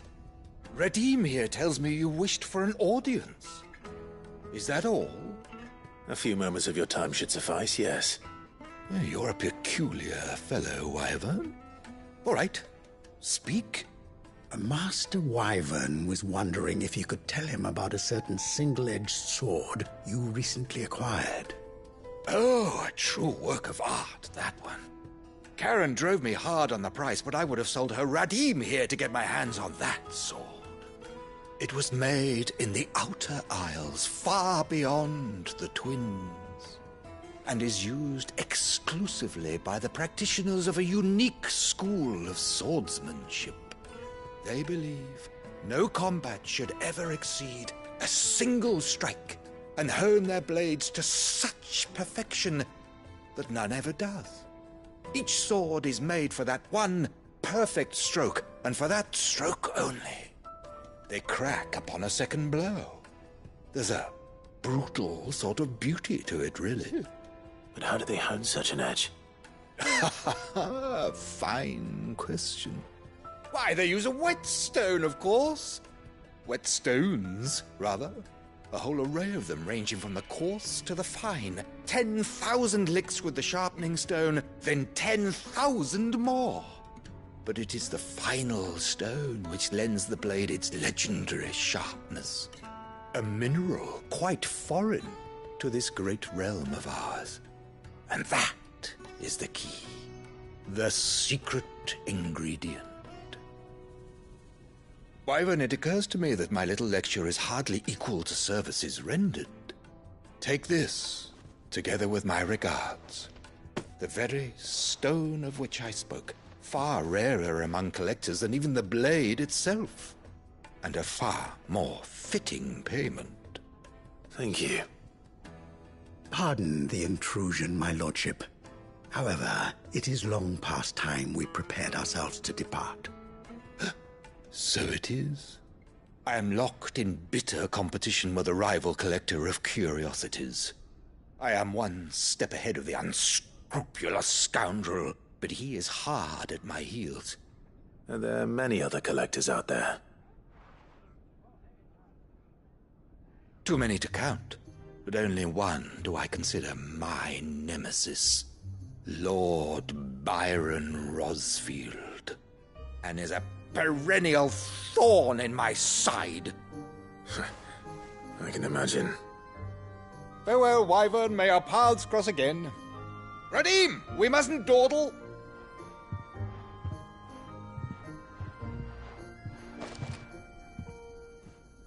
I think his lordship is rather taken with you, Master Wyvern. Thank you again for your assistance. Coming, my lordship. I'll be right there.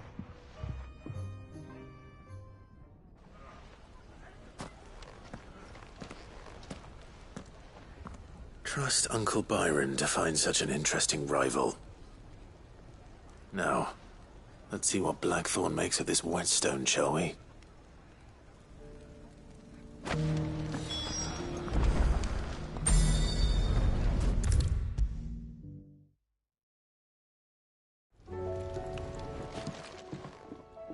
Sorry for the wait, but hopefully you'll agree it was worth it.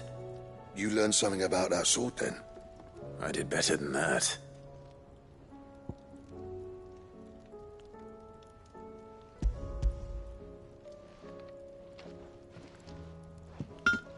A whetstone? Yes. But not one you'll find anywhere in Valisthea.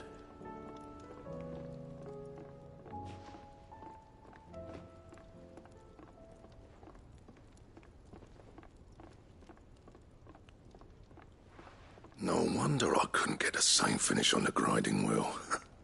One hit and all done, eh? Might not be so bad if all you ever fought were duels. But good luck on the battlefield. Your second opponent would be your last, no matter how good you were. Even so, is there some way it could be used to give the Cursebreakers an edge? I think so, yeah.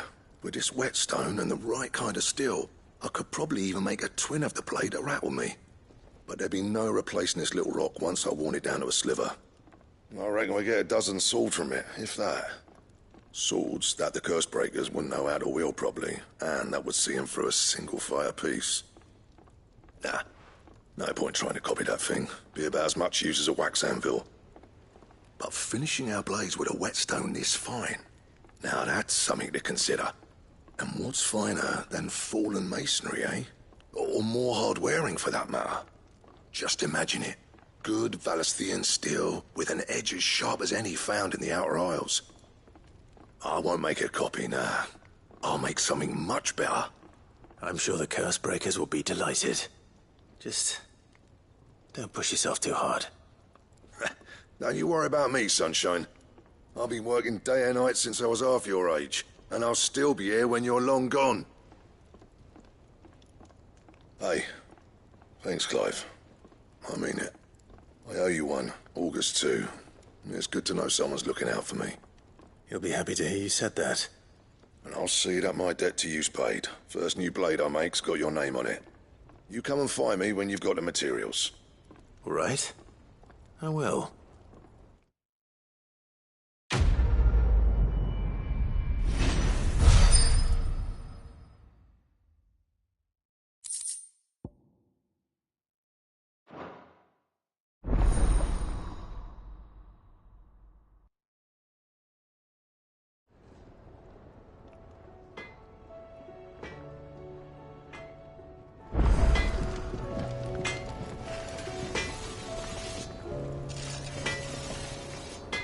What do I owe the honor? A Sancfordian, do you? Not bad, if I do say so myself.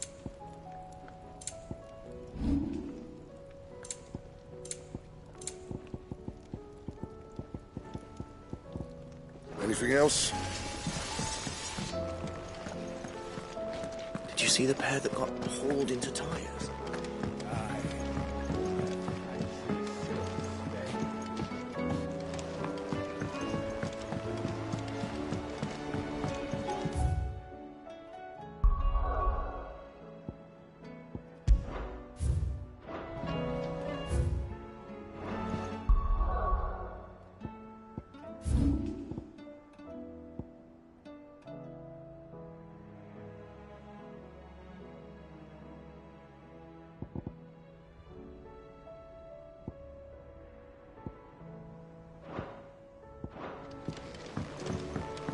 Did you see that?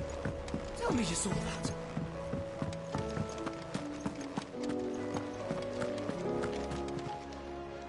Oh, I wasn't expecting you back so soon. Come to claim your just desserts? All yours. Come again. I may have more for you. Was wondering when you turn up. Had ours from all our friends thanking you for your timely intervention. How is it you always manage to arrive at just the right moment? Luck, I suppose. Any word on the rest of the realm? Let's see. Storm's still crying out for mother crystals. The nations are still in chaos. And the skies are still the colour of a kick in the kidneys 2 days on. So... Right. Clive, we knew this was going to happen. Well, not the bleeding skies part, but you take my point. Now's not the time to second-guess yourself. Now's the time to visit the infirmary.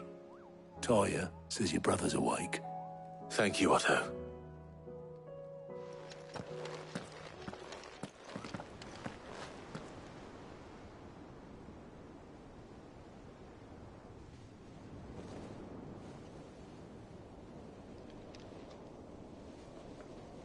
So it was not Sylvester, but Olivier who served as Ultima's puppet. And when Dion learned of this, he sought to slay the fiend.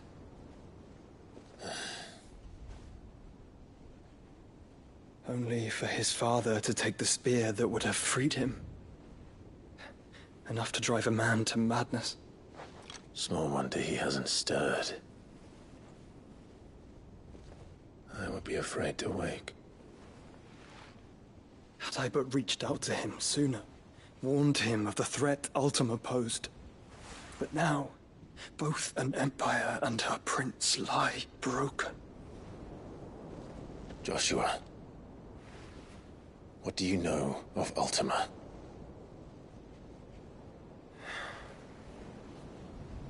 Very little, I'm afraid.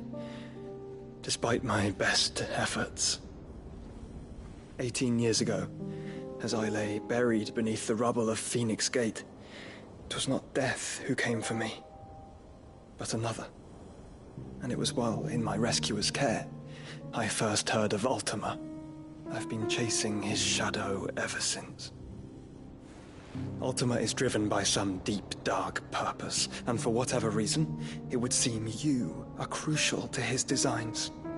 He will stop at nothing to have you, even if that means toppling an empire.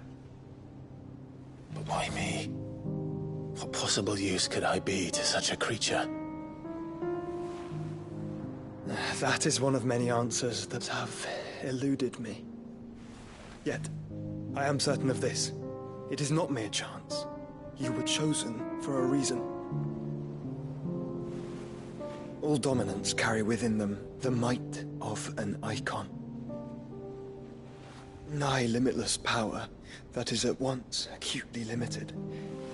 I wield fire, and only fire.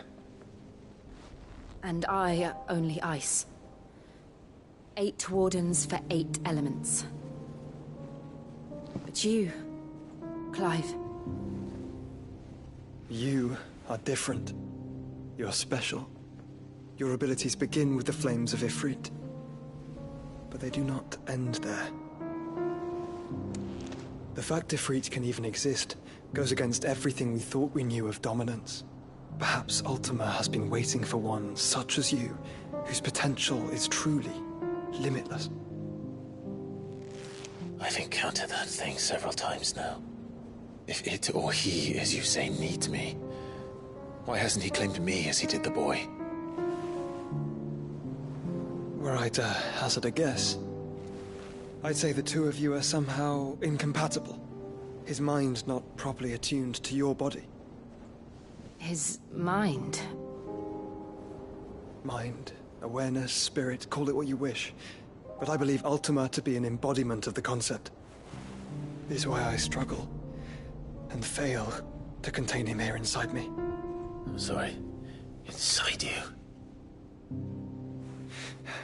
With every setting sun, I feel my strength wane. And though the Phoenix's flames mend the prison I have made for Ultima, they do so at a cost. We must find a means to bring an end to him before I meet my own. What were you thinking? It was that or let him take Clive. And I've always had a soft spot for my brother. But that doesn't mean you should sacrifice yourself to save me.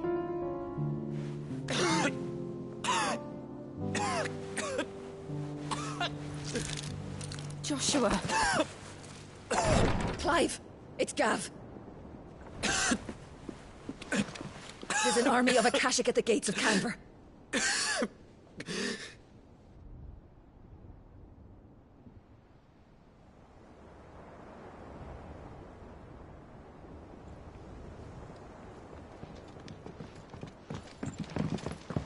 Well, what's the short of it? I thought Tyre told you. The capital of the Free Cities is under siege by an army of monstrosities. The city guard are doing their best to stem the tide, but numbers ain't on their side. What of Lord Byron and Mid? Were they able to escape? No, but they're all right for now. They're hiding with Gav at midship. We have to get them out of there. And we shall. Otto, prepare a Stolas. Tell Gav to stay exactly where he is. Understood. Vivian, what's the swiftest route to the Free Cities? That sounds like a question for the map. Look here. This road, through Tabor, should provide the least trouble. Good. What a coincidence. Tabor is exactly where I'm bound. Joshua, bed is where you should be bound. You don't think I told him the exact same thing? Were Tyre not such a talented healer, I would surely have been inclined to agree. But, thanks to her ministrations, I feel I may safely rejoin my attendant, who was to wait for me in Tabor if we became separated. All right, we travel together. Clive. If he stays close to me, he'll be fine. Thank you, brother. I'll look after him.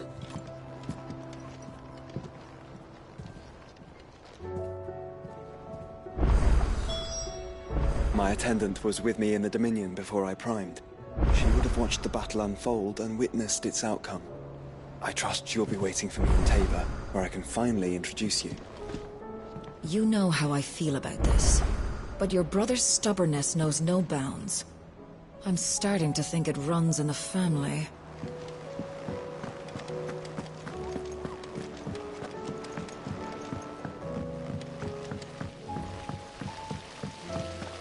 The girls here can have Otto and Gab.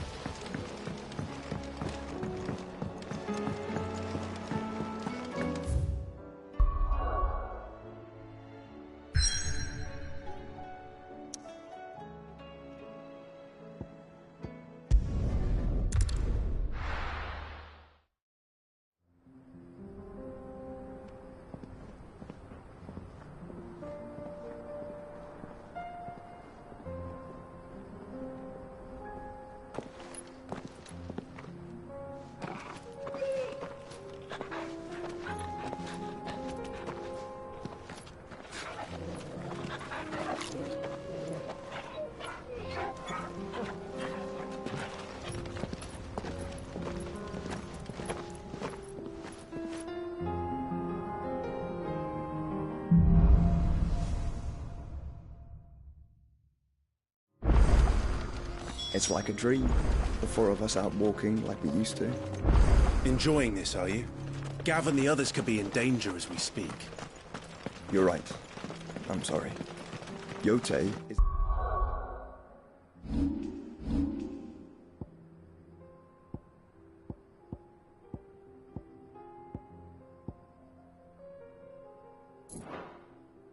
a fine scout.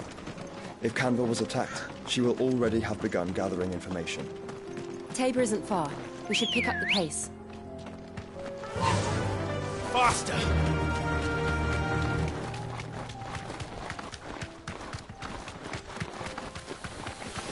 We can use the ruins to cross the ravine. Assuming they will allow it. The Echoes have a will of their own. Time to fight.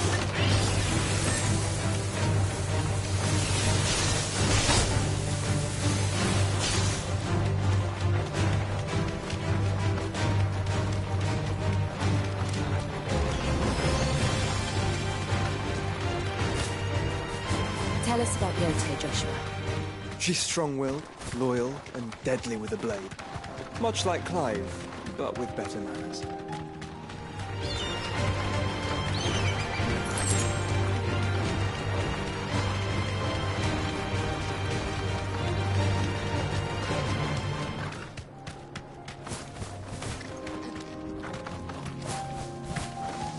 You deserve a rest. I do. Where are you off to now, then? Bound for the Free Cities, perhaps?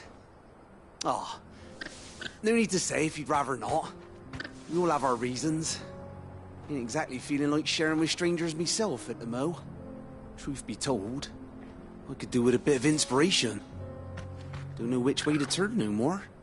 Was doing a roaring trade back in Oriflamme. Right up until the poor Drake lost her noggin. So, thought I'd try me luck in the desert. And the Fang went the same way. And don't get me started on the mess in the bloomin' Dominion. Suppose I could try Camber next. But knowing my luck, the old place be crawling with the works before I'd even sat out me stall. As I always say, where there's crisis, there's opportunity. The opportunity to mint Gil, that is. So, where to next?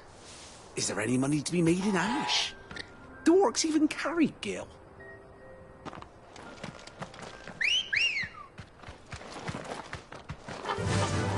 Fly, Ambrosia.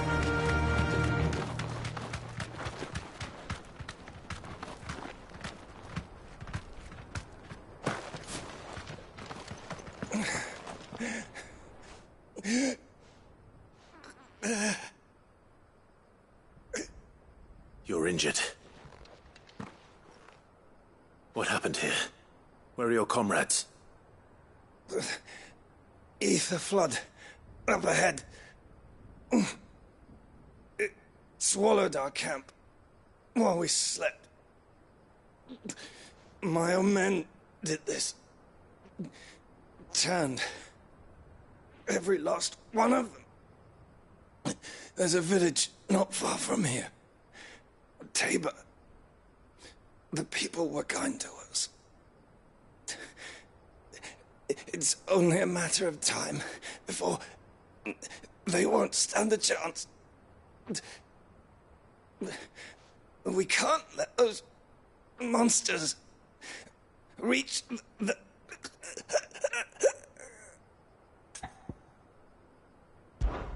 I'll go.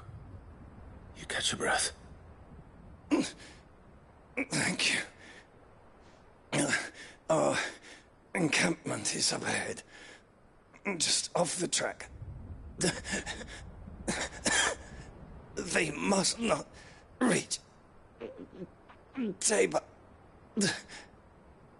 Forgive me, Lord Kuka. Rest well, soldier.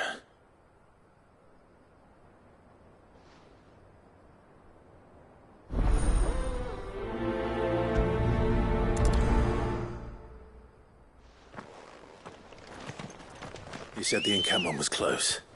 Let's hope the Akashic is still there. Faster! Another ether flood. They're everywhere now. We can't go round it. Then we'll just have to be careful. Good. We got here in time.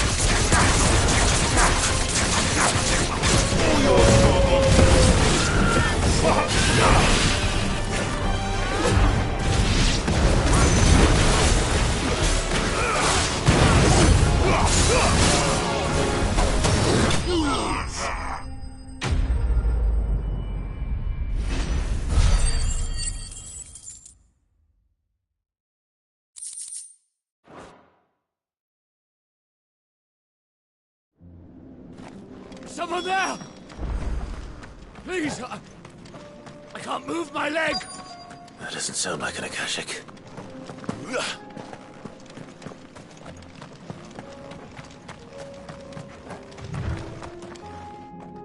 You're with the battalion? I am. I heard the fighting. Are the others? Taken care of. One of your brothers in arms told me what happened and asked for help. Another survivor? Where is he? Tell me. His wounds were too deep.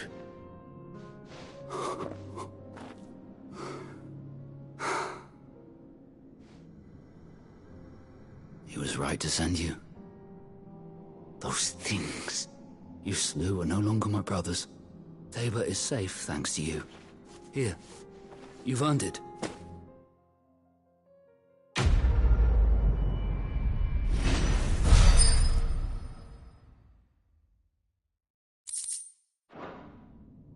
You seem familiar. Have we met? You must have me confused with someone else. Wait. That scar. Son of a whore. You're Sid. I was there, in Cosnis, when you killed my brothers. I was there in Rosalith, when you killed my commander! My war with Hugo Kupka is over. I bear no ill will toward those who followed him. Have What of my ill will? Coward! Draw your steel. Lord Kupka shall be avenged!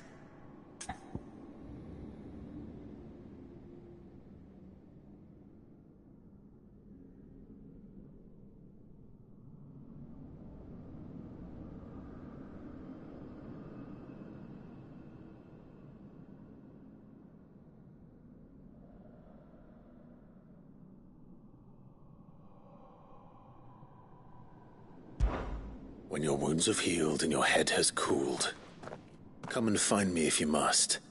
Though I hazard your life would be better spent in service of those who need it. Or have you forgotten your oath to the Republic? My oath? What would you know of oaths? I know how hard they are to keep. Which is why I'm giving you the chance to keep yours. No. I won't be deceived. Lord Kupka told us of your crimes. You are an outlaw. A murderer, not some man. Like you or anyone else. I am nothing like you. But if you're not gonna kill me, then go. Leave! Just know that I will find you, Sid. Someday.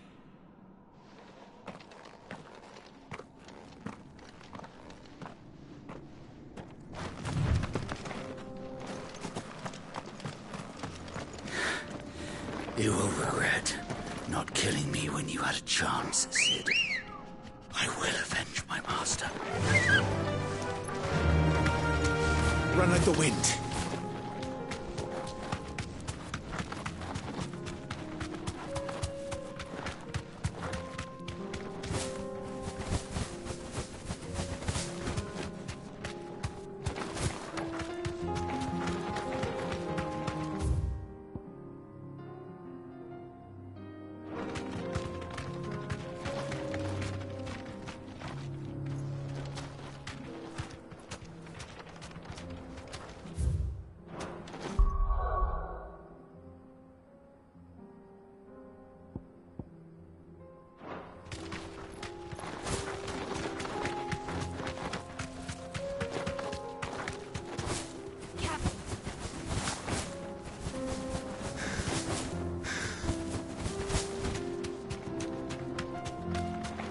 We're nearly there.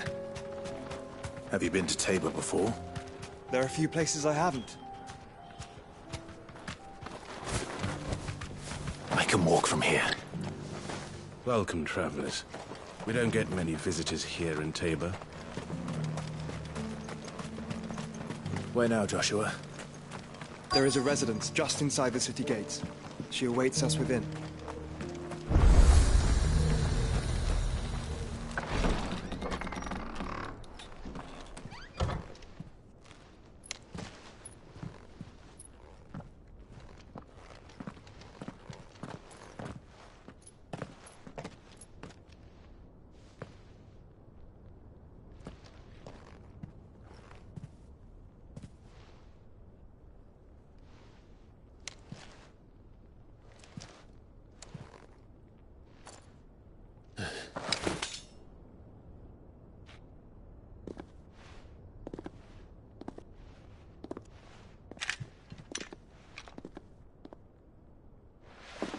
My Lord Marquis, it is an honor. I am Yote, Knight of the Undying, charged with the protection of His Grace Joshua Rosfield, Keeper of the Flame of the Phoenix. Of course. It all makes sense now. Would you care to elaborate?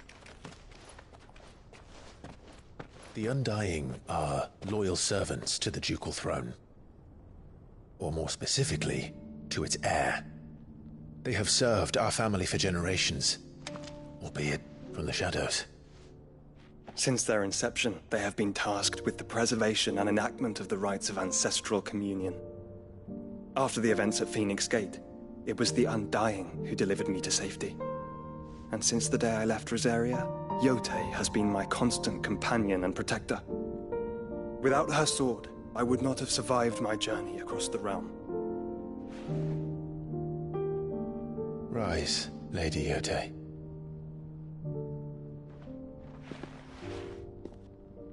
You saved my brother. I owe you a debt I can never repay. I but did my duty. Come now. Tell us what you've discovered.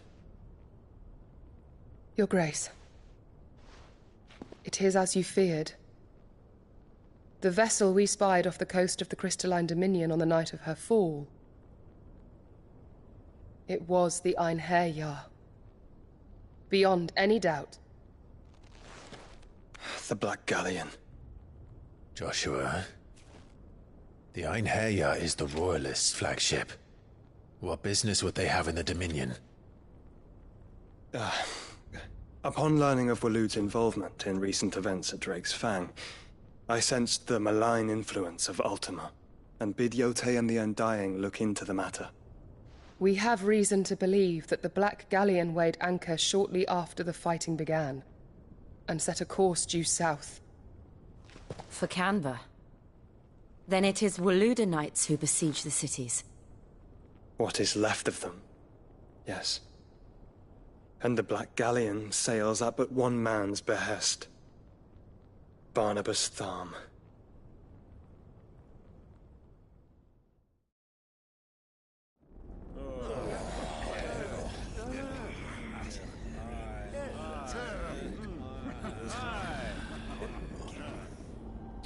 But are we truly safe here in the Agora?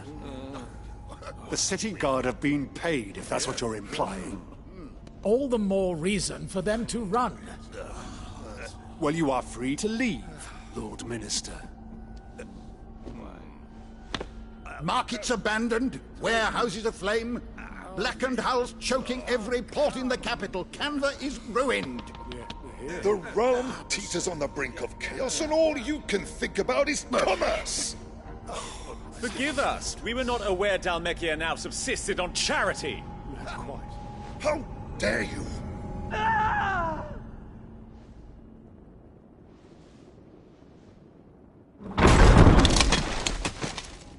Distinguished members of the Council, you must forgive His Majesty this intrusion. What is the meaning of this? A trifle crowded, but I fear it will have to serve, my liege. Very well. My colleagues, do you not see? The King! He has come to save us from the Akashic!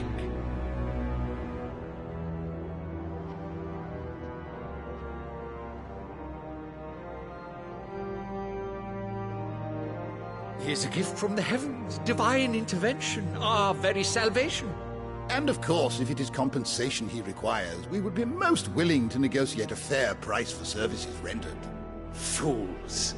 Your ignorance unbecomes you.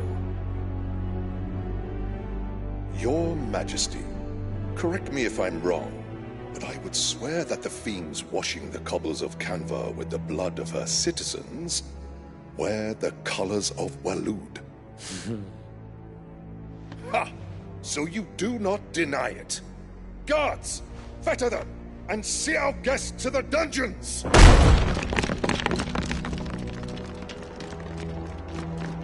Enough.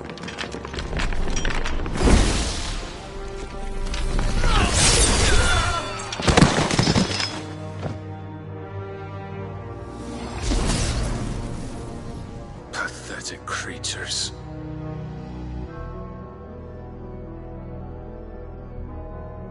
That you should imagine yourselves worthy of salvation. The girl is still here, somewhere in the city. Her consciousness fair dripping with her late father's hubris. A consciousness to which Mythos is inextricably bound and inexorably drawn. See that he is made welcome. Yes, Your Majesty. Come, Mythos. Surely the prince's light cannot have sated you.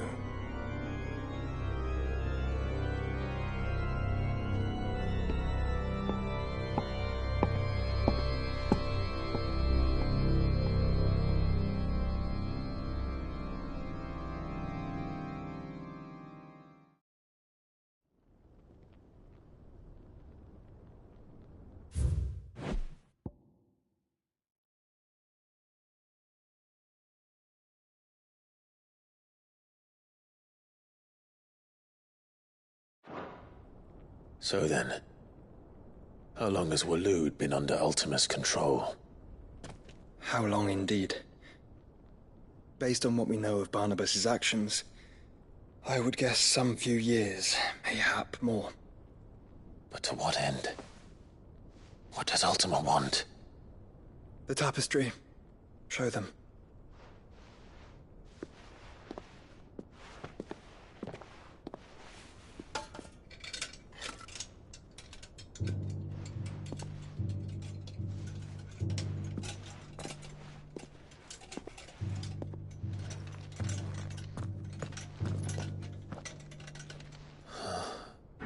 By the flames. Phoenix Gate, Drake's Breath, and now here. But what is it? It is old, ancient, even. Naught remains of the faith it represents, save what can be gleaned from the image itself. None could tell me what the one in the apothecary meant, even the Undying. But I believe it may be the key to discerning Ultima's purpose. That figure in the center, the one beneath whom the icons congregate, that I believe to be Ultima. He is a god, or at least godlike, his very existence beyond our ken. The icons, and by extension their dominants, are meant to be his subjects, and while some, like Barnabas, have accepted this role, others have rejected it, like you, Clive, which is rather inconvenient, as it appears he needs you most of all. And gods don't like to be disobeyed. No, I don't suppose they do. Clive, may I tell Yote of the lake? By all means. Yote, I will be accompanying my brother to the Free Cities. Whilst we are afield, I would have you watch over those Clive has made his wards. Omielos delan tuisag ilith. Though well concealed, the hideaway lacks trained fighters to defend its occupants should they be discovered. But it is my duty to... As it has ever been my brother's duty, remember. If that is your wish, Your Grace. But please be safe. If aught were to befall you, You have my word.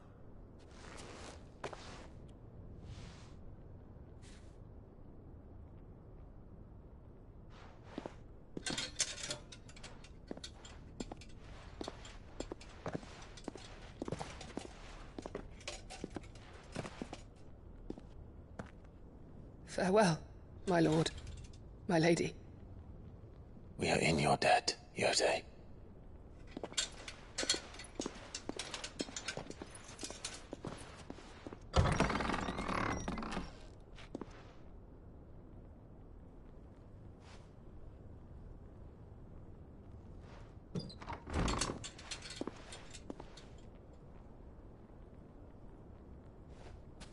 Let's find our friends.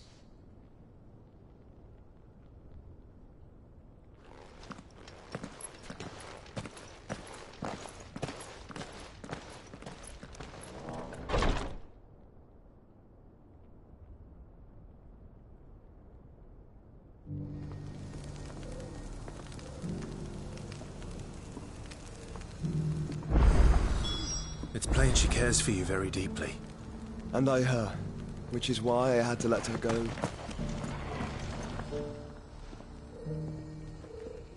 Well, this isn't at all foreboding.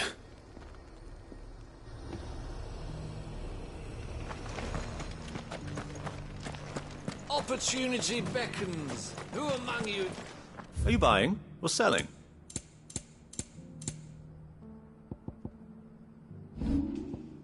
Go safely.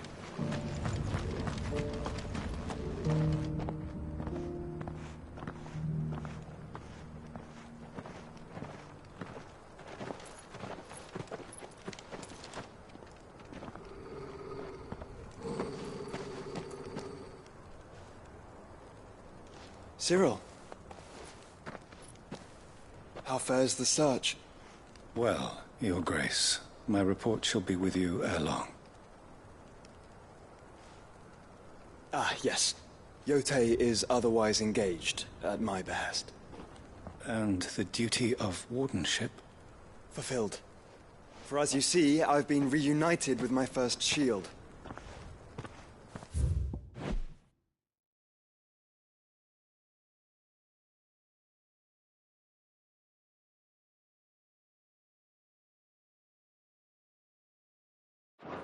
I am Cyril, Knight of the Undying and bearer of the Burning Quill, charged with chronicling the mortal deeds of His Grace, Joshua Rosfield, Keeper of the Flame of the Phoenix, and rightful Archduke of Rosaria. I entrusted Cyril here with overseeing the investigation into Ultima's origins. Findings from his brothers and sisters afield are delivered here to be collated and catalogued. Just how many Undying are there? Not nearly enough, milady.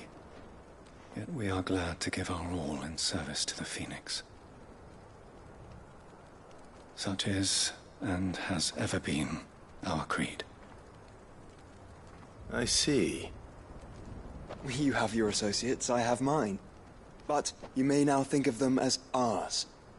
That won't be a problem, will it? The Phoenix is our sun, and we but the shadows that quicken in his radiance. It is from the darkness that we serve, both him and now you.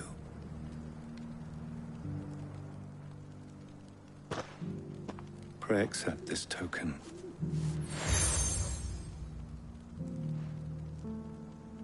For as long as you bear it, members of our order will reveal themselves unto you, if there is nothing further. No. You are dismissed. Your Grace.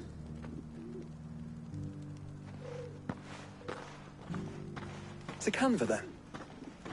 We'll talk about this later. Cyril seemed very, You certainly keep strange bedfellows, Joshua.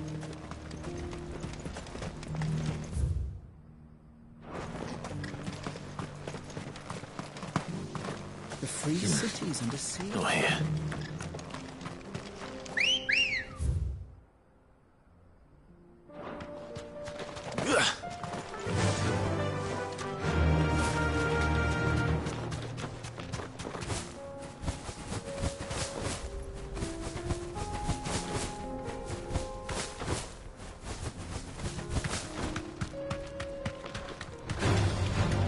Orcs.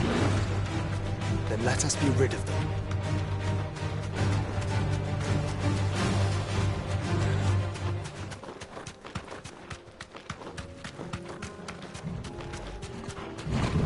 This might take a while.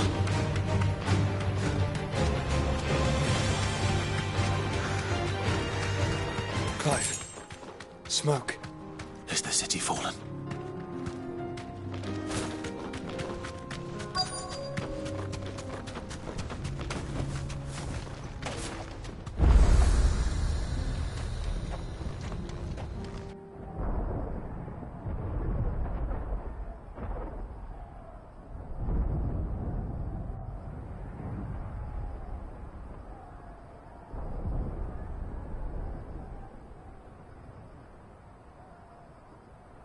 The free men are still holding their own, then. Do we have any idea where Gav and the others might be? There's a warehouse near the docks where we agreed to meet if there was any trouble. We should hurry.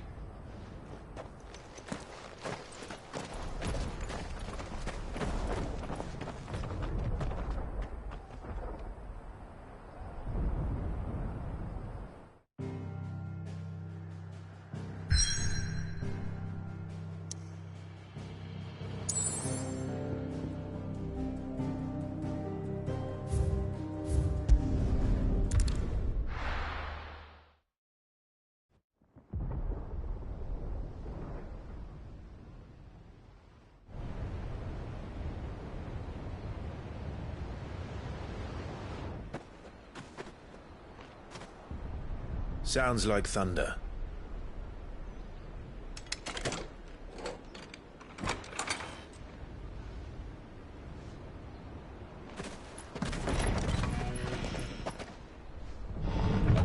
You're late. We're starting to think you'd stumbled off a cliff. I seem to recall that was you, Gav. Good to see you. Any trouble on the road? Nothing we couldn't handle. I knew you'd come. Is that who I think it is? Yes. Allow me to introduce my brother, Joshua. Clive's told me all about you. Or even listening most of the time. Name's Midadol, but everyone calls me Mid. My lady. Hey?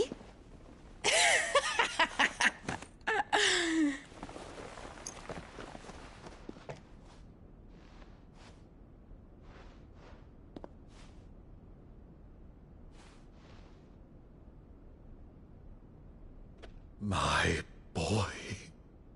Uncle Byron. It's really you. I never thought I'd see the day.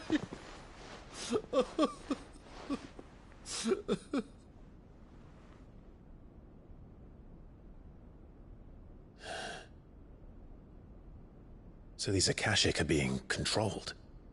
That's what it looked like. Empty eyes, eerie blue glow. No doubt they were turned, but silent as monks, every last one of them. Your man here speaks true, Clive. We saw more than a few in this city. They moved in ranks with a purpose, and not of their own. Ultima's doing. Perhaps. What of the city? The people? Dead, mostly. Mostly, but not all. A handful managed to lock themselves in their villas before the Horde arrived. Some in the Merchants' District to the west, and a few others on the far bank. If the Akashic stumble across either hiding place, a few bolted doors won't hold them for long. We need to find them. And quickly. What do you propose? We split into two parties. I will make for the Merchants' District, while you look to those across the river.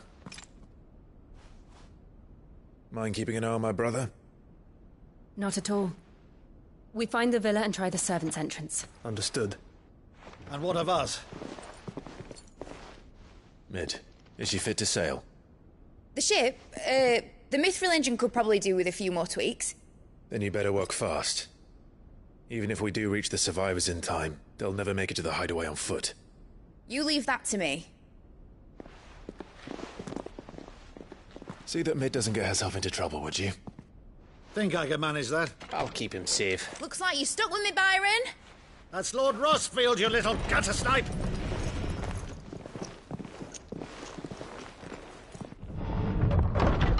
Shall we then?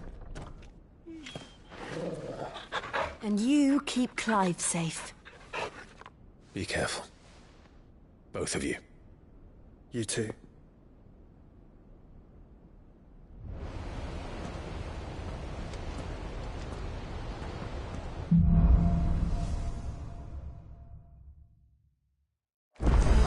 All right, Torgal. Let's find those survivors.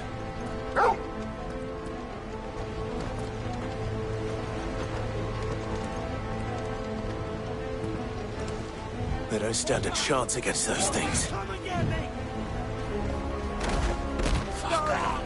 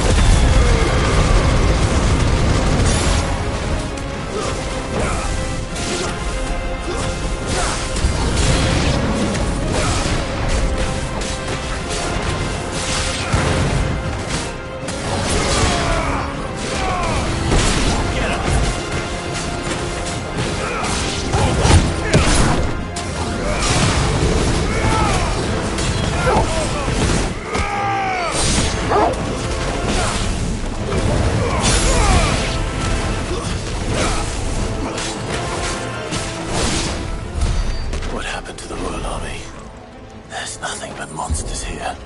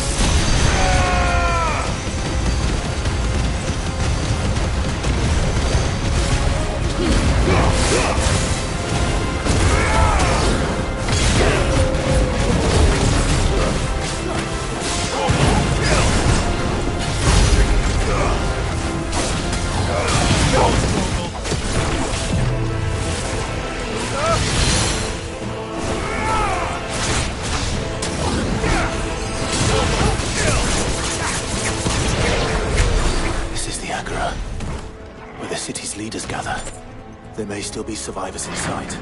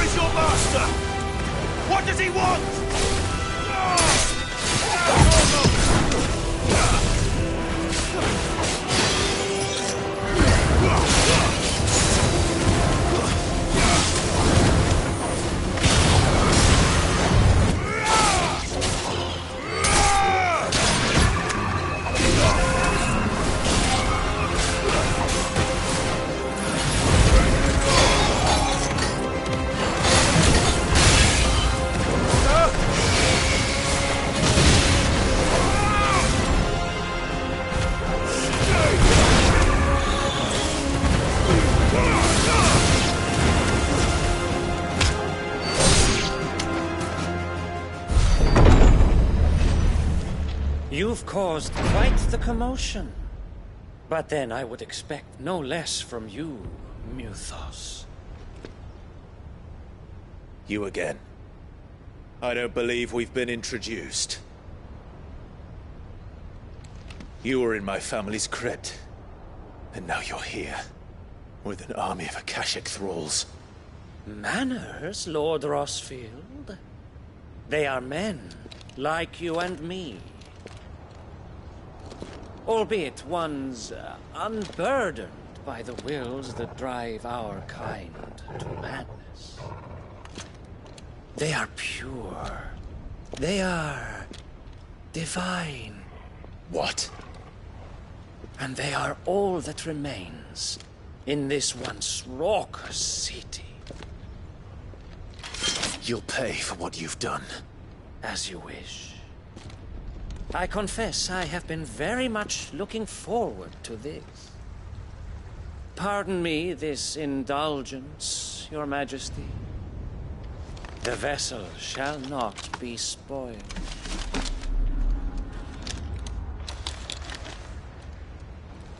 I am Sigmund of House Harvard. And you...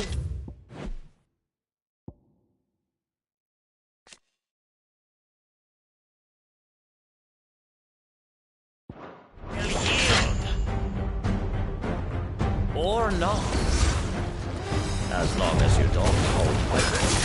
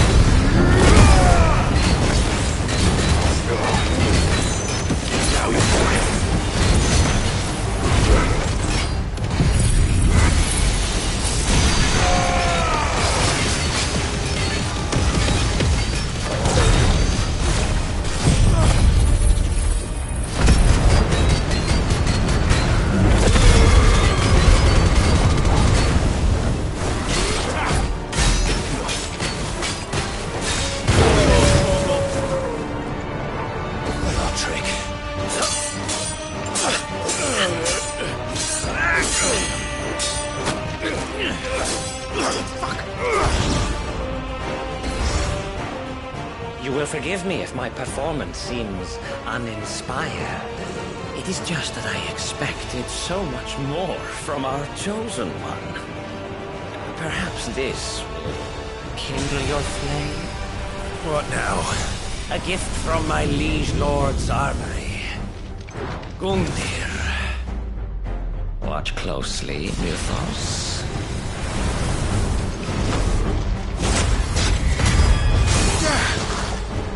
Yes! Yes!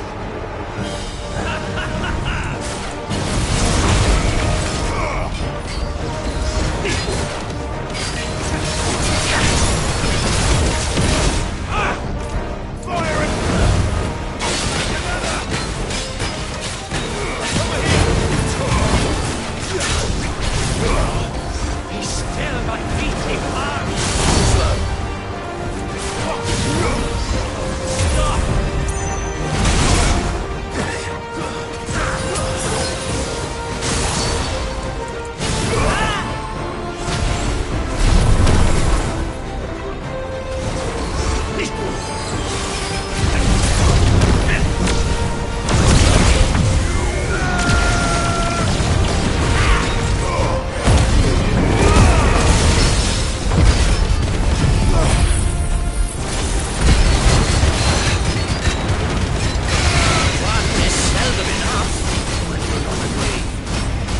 Actually, I wouldn't.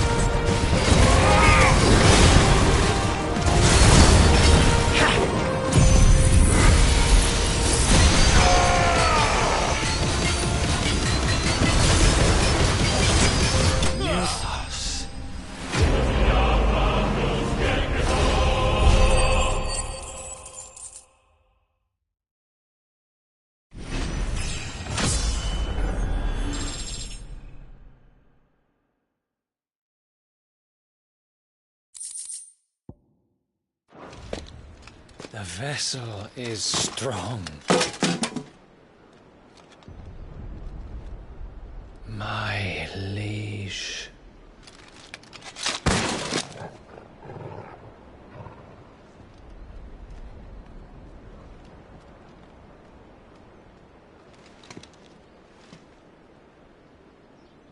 Clive!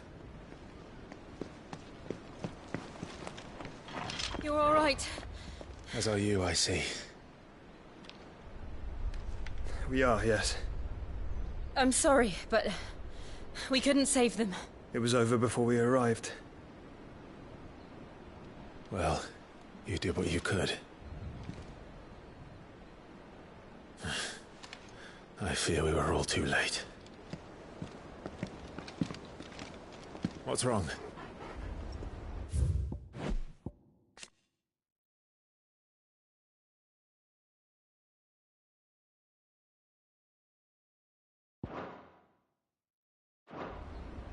Nothing. I hope.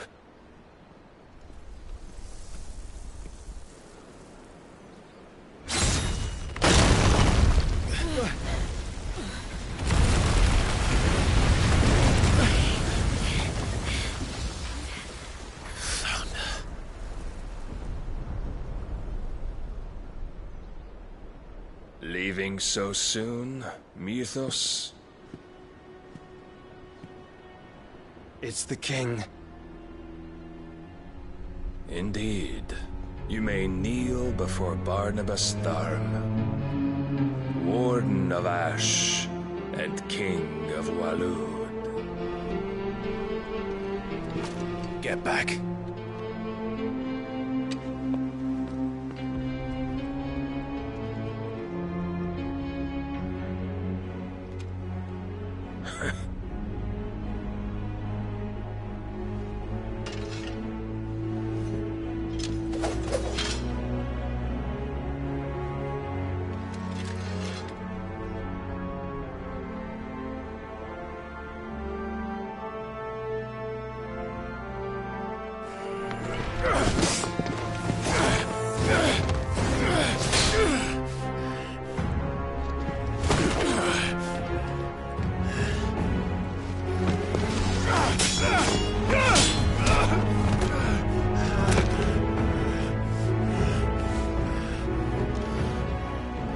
Wild and impetuous.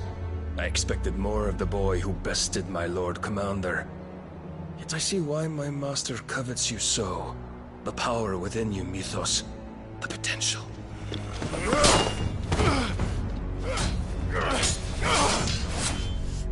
Stop calling me Mythos. But Mythos is everything. The cornerstone of all creation. The Lord's vessel. Your purpose. My purpose? To surrender my mind and body to that thing.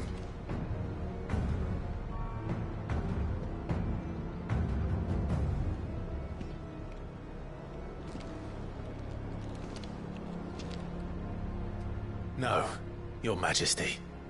My purpose is my own. I made a promise to my friends, to my people.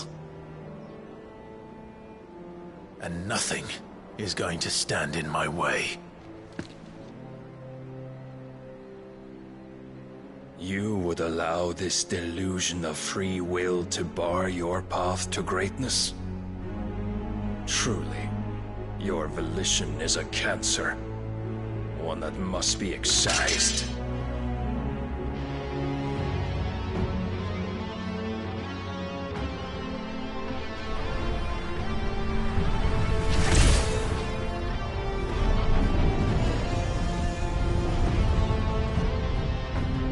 Try it.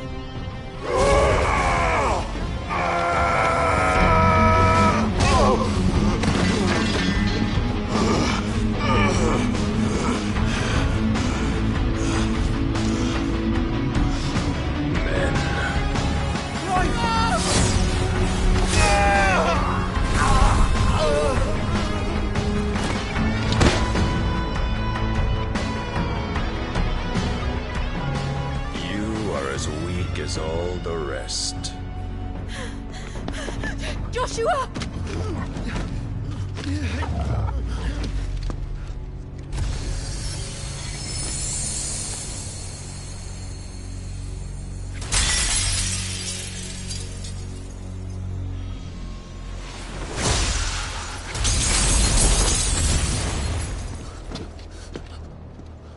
Oi! Oi! This way! Hurry!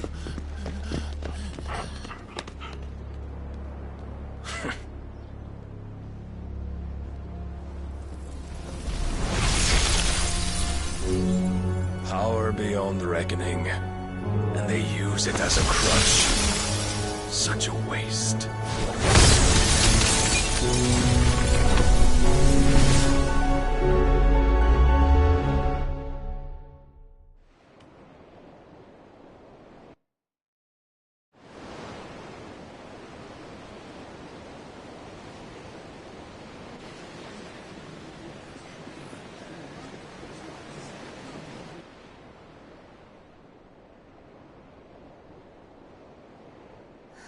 Will he be alright?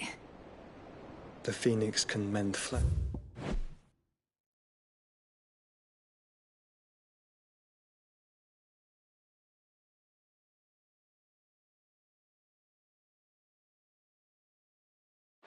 But the spirit must recover on its own.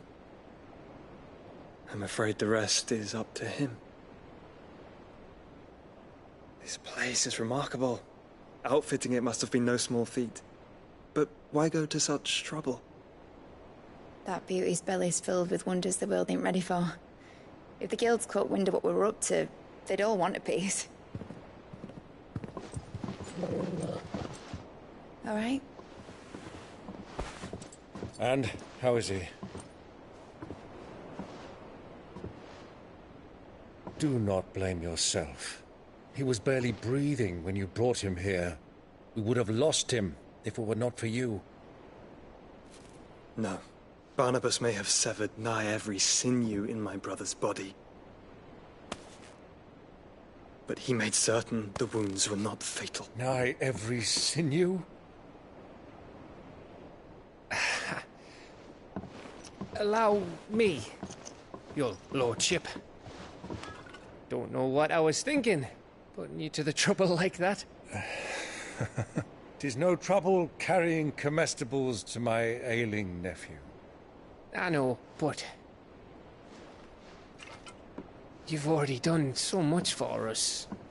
Pouring your gale into the hideaway and now the ship. I don't want to take the piss. You risked your life. And for what? Some girl you hardly know. Why'd you do it? You got mad or something? I wouldn't go that far. Clive! You're awake, my boy. Oh. All I want to do is help. And the world won't save itself. It was Sid. Your father, who taught me that. Sounds like him. Don't you dare do that again. What of the Royalists? Fucked off, the lot of them, along with the galleon. With the king on board, no doubt. The Iron Hair wouldn't sail without him. Clive. Jill didn't come back. What do you mean? She kept the king busy while the others dragged you out. It's all right, Mid. Jill is fine. The ether of her icon endures. And as long as it does, we can be certain she is alive.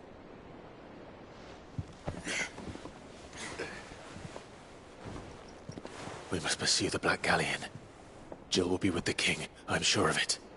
Well, good luck catching him, because my ship's going nowhere. It's the Mithril engine. She's got a kick like a wild chocobo and a mind to tear the hull in half. But you have an idea. Well, of course I do. My dad'll have seen this coming a league off. If I had his old writings... If you had his old writings, you'd be sitting under a fuckload of rubble. The ones Otto didn't save anyway. I suppose he might still have a few pages in his stores. We'll have to hope it's enough. Do what you can to ready the ship. I'll speak with Otto. In your condition, you really are mad. Perhaps. But the world really won't save itself.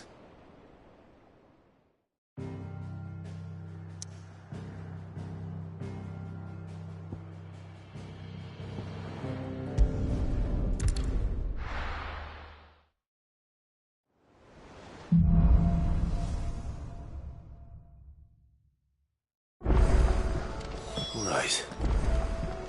Gav said that Otto might know something.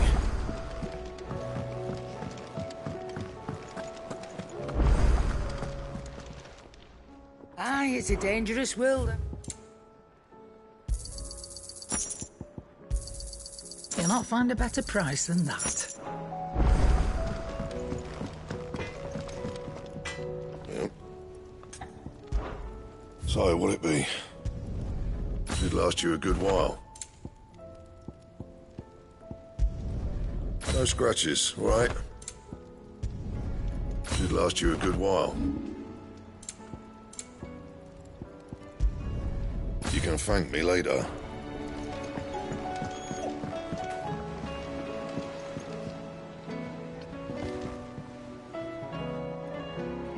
Do you have a name, doggy? I'd call you Torgal, but that one's already taken.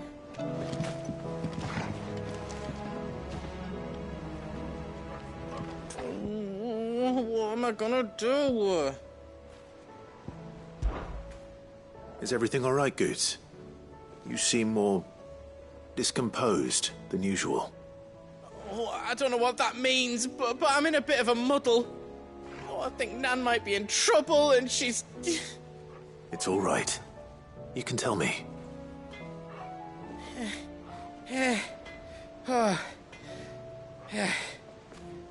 There was a trader came by. One of our usuals, like. Said he'd heard some rotten rumours about her down Dallimil Way. Folk are saying she's been selling to bandits and cutthroats and that. I mean, she's fond of a chance to make a coin or two, aye, but she'd never do business with baddies. Especially not the kind who go hurting people who haven't done out. I wanted to ask her about it myself, but I'm scared she'll give us a tongue lashing. She'd never give your tongue a lashing, though, would she?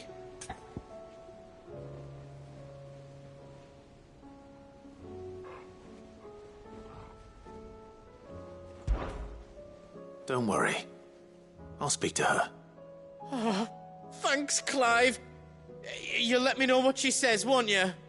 Of course. I'm sure it's all just a misunderstanding.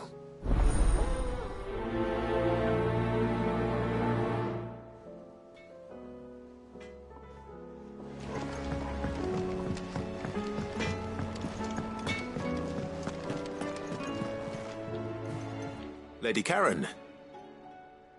How's business? Not nearly as foul as the weather. You're doing good trade, then? Both in and out of the hideaway? Can't complain. Wait. What exactly are you getting at? Not once in 5 long years do you pay my affairs half a care. But here you are today, raking me over the coals like a bloody popoto. Just asking. Out of interest. All right. I'm here because I was told that certain rumors have been circulating. About you selling weapons to brigands. Oh, are you? And who was it who knows me so well as to tell tales of my evil exploits?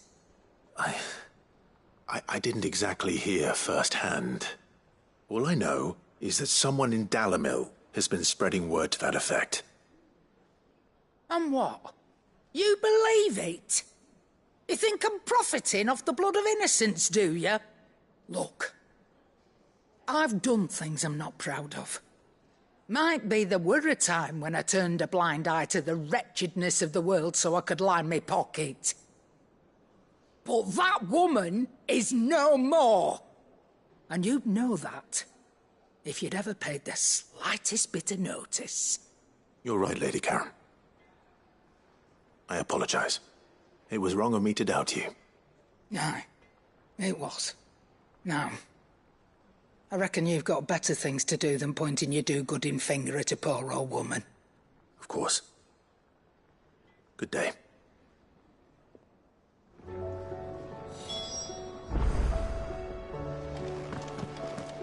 If it's knowledge you seek, we've tomes aplenty to guide you in your search. Those tomes wouldn't happen to have letters in them, would they?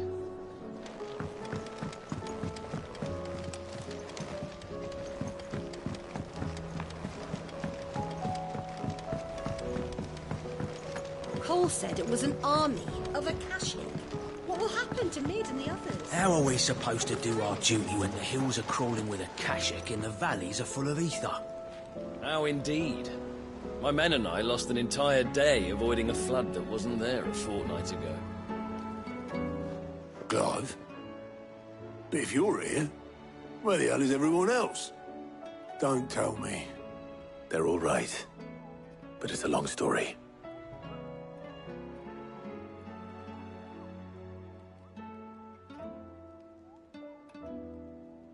You lot don't do things by halves, do you?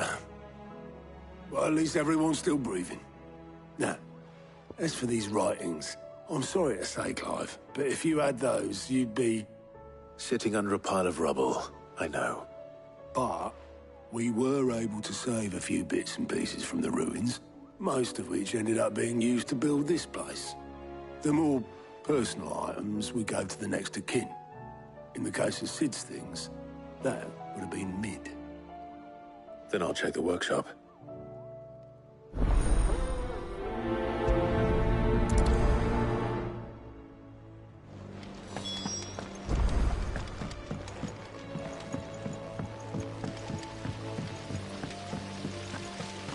Master Sid, have you seen His Highness the Prince? We were to dine together, or so I was going to suggest. Before he vanished, that is. I suppose now I'll just have to ask the Bard.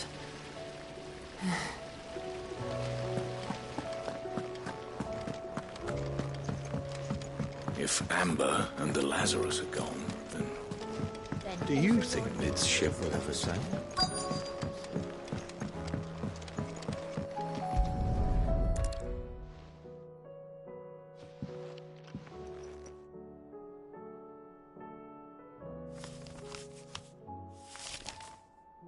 This looks like it's from Sid's old diary. But you'll already have read it. I'd better keep looking.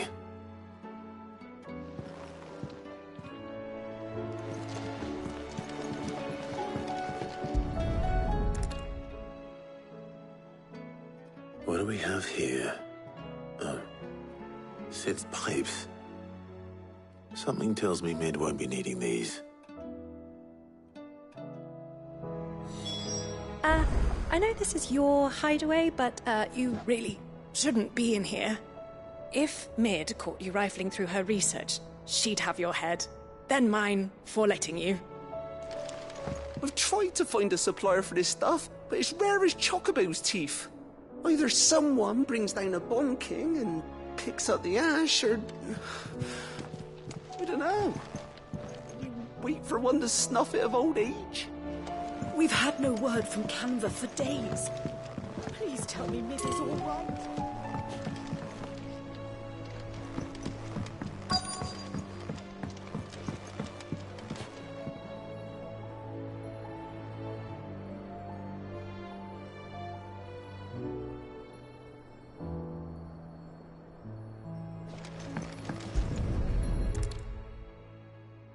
I remember seeing this doll in Sid's cellar. I wonder if it was Mid's.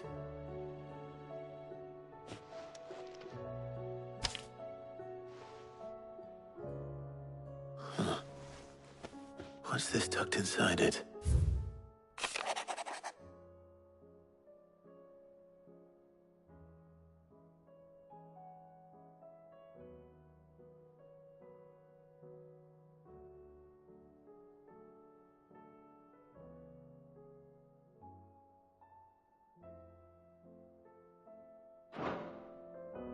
Sid's best invention.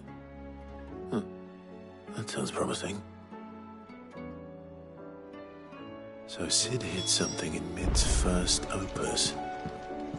What would that be? Perhaps Otto might know.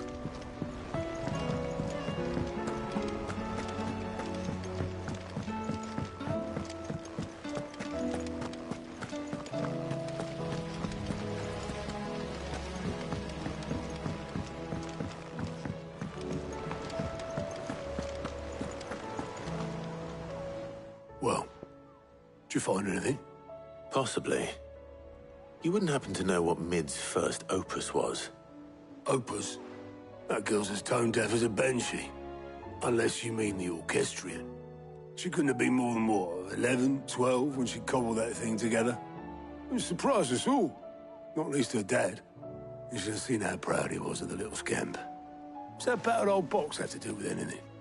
I think Sid may have hidden something inside it. Wouldn't surprise me. Those two and their bloody treasure hunts. Half the things in the hideaway were hidden one time or another.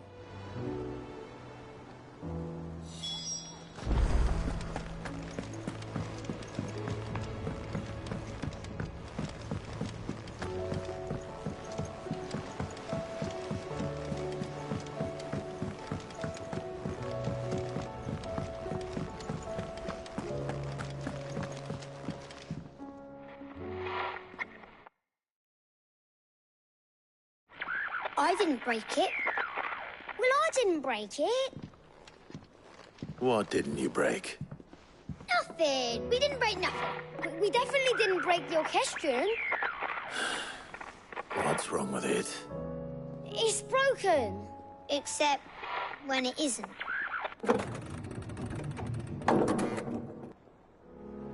See? And you had nothing to do with this? Nope, nothing. We just wanted to listen to all the songs at once. So we pressed all the buttons. Like this.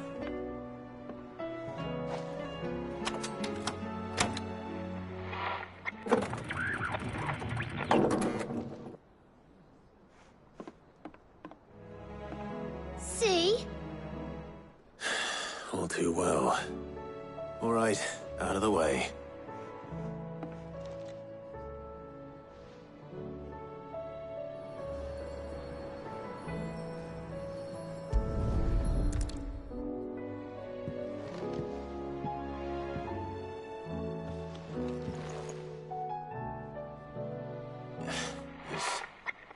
Something caught on one of the gears. Did you break it? Can you fix it? No, I mean, yes. There. How about now? You fixed it! Sid fixed it! He more than fixed it! Yeah, new music! Huh. Never heard this one before. They started playing when I removed this. Whatever it is.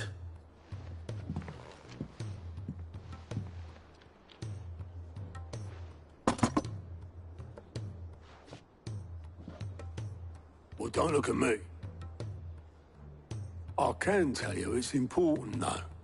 Sid showed it to me once and said as much. Said it was the stuff dreams were made of. Let's just hope it's the stuff ships are made of as well. Indeed. Let's see if we can make some dreams come true.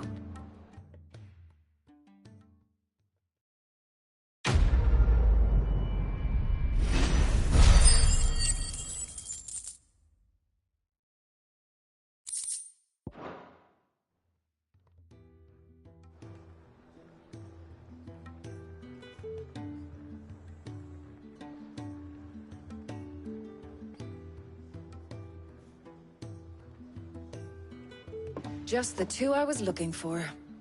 Aye. Who's a patient? Actually, yes. The Crown Prince just left. Dion left? Unless you've another word for stood up and walked off.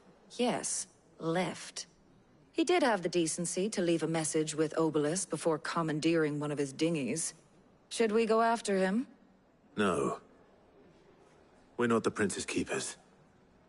He's free to do as he sees fit. I'd rather he did so in bed. His wounds are nowhere near healed. Much like yours, I suspect. Otto told me what happened in Canver.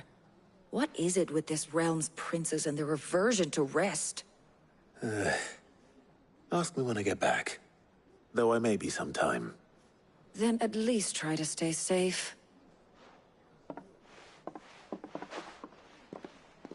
And if that fails, try to stay alive, eh?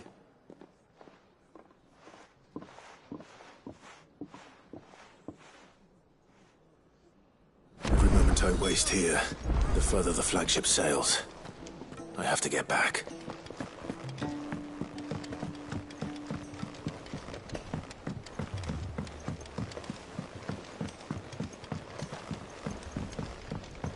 Cole said it was an army of Akashic. What will happen to Mid and the others? They'll be fine as long as City's...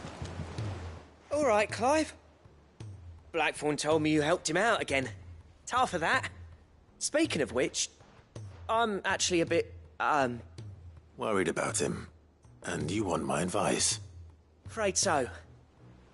It's a bit of a funny one, this, but I saved this posh knob while I was out on a mission, and he gave me this flashy ring to say thank you. So, obviously, I show it to Blackthorn, thinking he'll be impressed, only for him to go white as a sheet and quiet as a curl instead. Try as I might, I can't for the life of me work out what could have got him upset like that.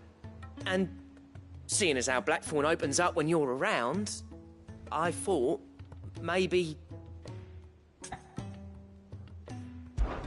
I'd speak to him again. Well, I suppose there's no point leaving him to stew. Cheers, Clive. I'll be sure to pay him a visit as soon as I have a moment. All right, I'll meet you by the forge then.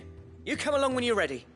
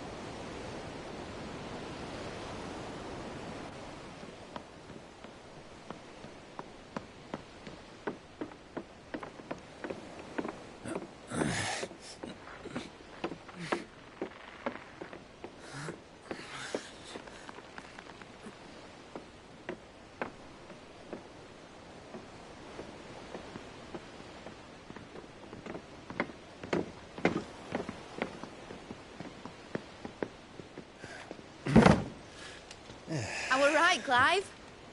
My dad had it all worked out. He'd be proud of you, Mid. His writings may have helped, but this achievement is all yours. Can we catch them? The Ainayar's one of the largest, fastest vessels ever built. And it won't help she has the wind at her back. Any other ship would be hard-pressed to keep pace with her, let alone reel her in. But this isn't any other ship. This is the Enterprise! And the world's never seen anything like my dad's engine. It certainly hasn't.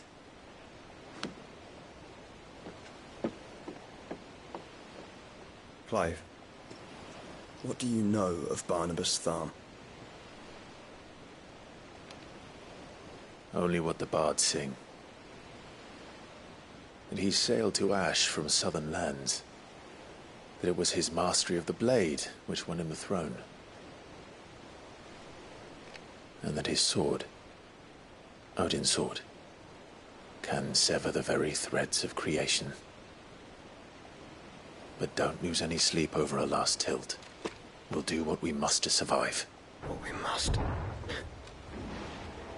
The light! I thought this cove was meant to be hidden.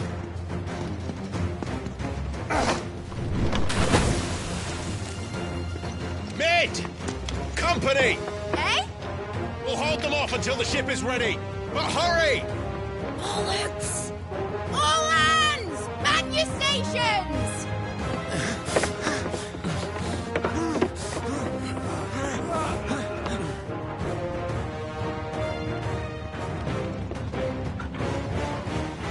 Everyone with me?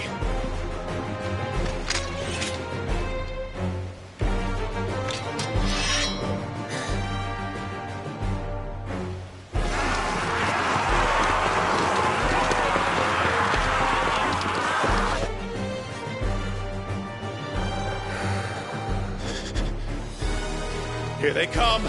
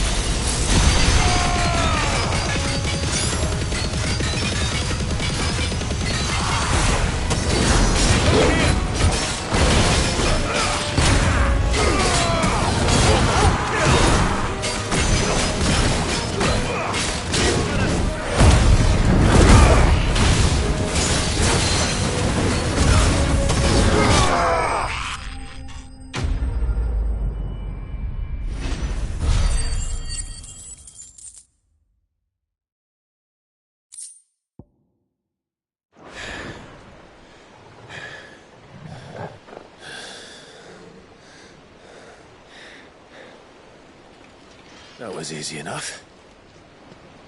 All right, you lousy lot. Get your asses on board. She's ready to sail. You heard the captain.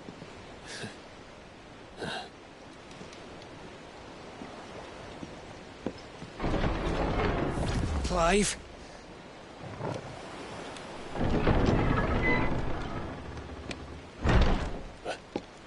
But I thought he was... Confounded. Then it is as I feared. Sleipnir is no man, but a creation of Odin.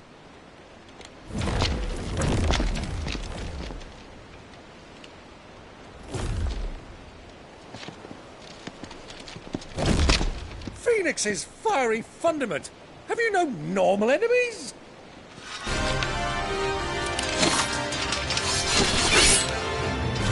Up for another round? Of course we are. Right, Lord Rosfield? My boy, there was a time people called me the Executioner. Those are my eyes. No matter, heads will roll, all the same. Mate! New plan! You leave! We follow! Follow? Swimming, are you? Oh, bugger me! Weigh anchor! Engine's dead slow ahead!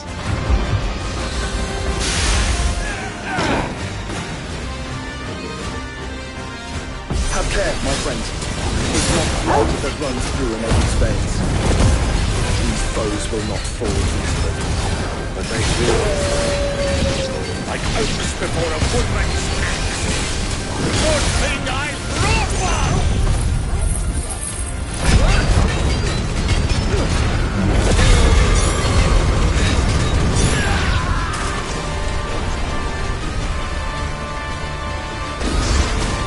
How long are we meant to keep this up? As long as it takes. Unless you have a better idea. Well, I've already killed at least 5 of the bastards. Let's do the lot! Get it!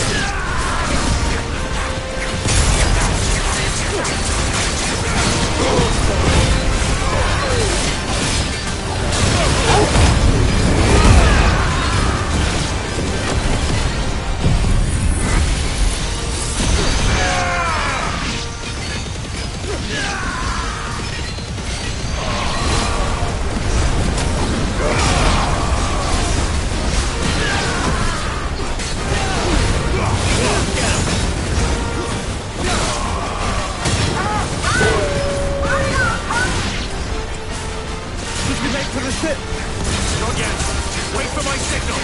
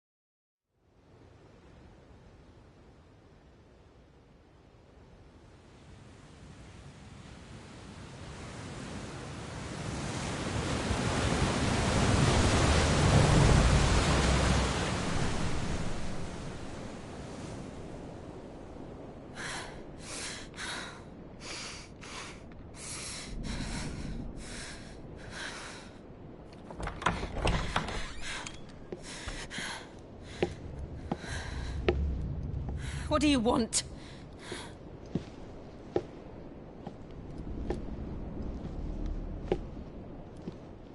That's quite a mess you've made. And wholly unnecessary. You are my offering to Mythos. I would not see you damaged.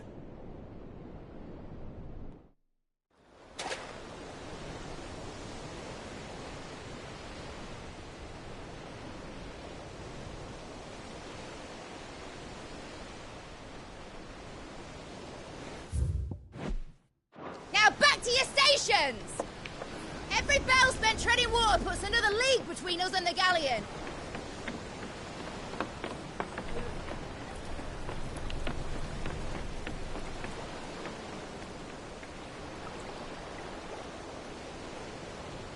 I don't suppose Mid has a spare engine?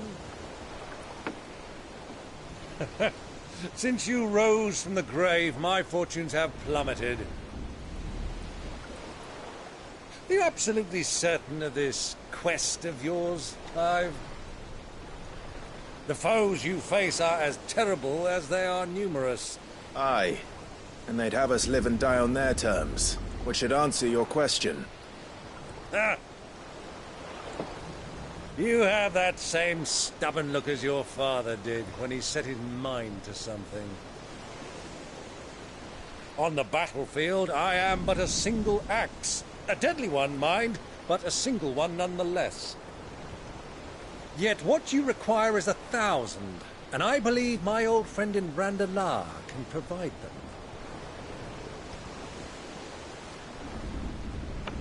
Take care, Clive. I have many more tales of your father's exploits to share. And I cannot very well do that if you're dead. Again. Good luck, Uncle. And may fair winds attend you. As for you, Joshua, take care. I shall do my best, Uncle. Farewell, my nephews. When next you see me, it shall be with an army at my back.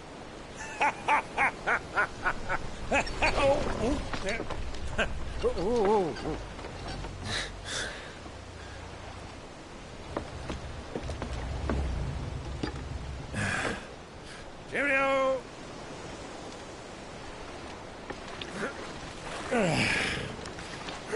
Oh, yeah. Do keep up, my boy.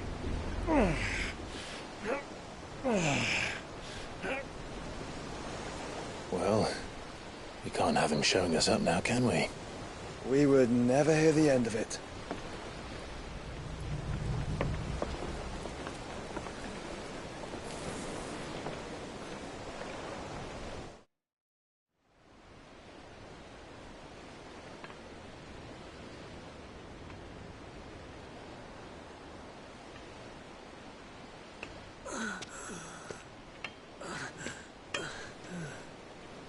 Grieger of mercy.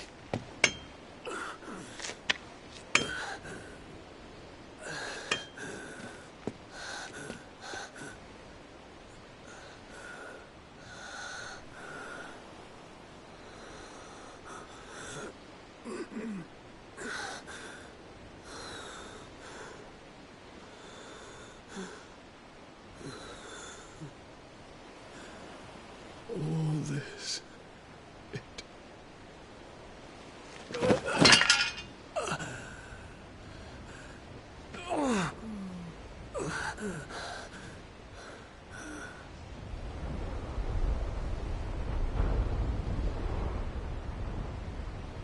What have I done?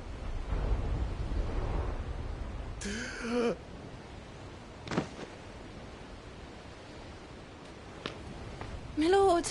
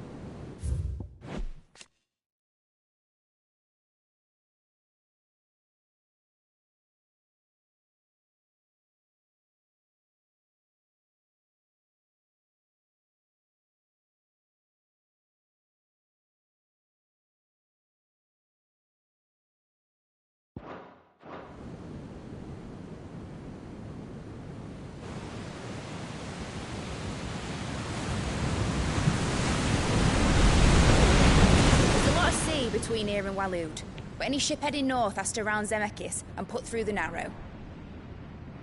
Maintain our current bearing north-northeast, and we'll catch the Black Galleon before she vanishes again. What's to prevent her from circling around Ash from the south? With these winds in those waters, it'd taken forever and a fortnight to reach Stonehere. Mid knows what she's talking about, Clive. Better than any of us lot, anyway. I say we do as she tells. Sails on the horizon. She's ours.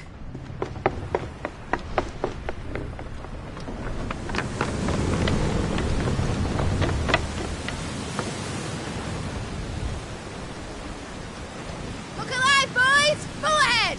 And keep those furnaces fed! Aye, aye! Do you feel that? Jill. All hands! Battle stations!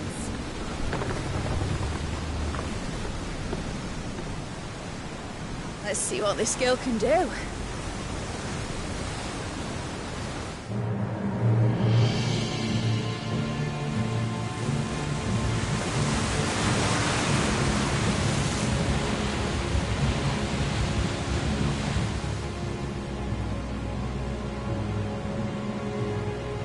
Where one leads, so does the other follow.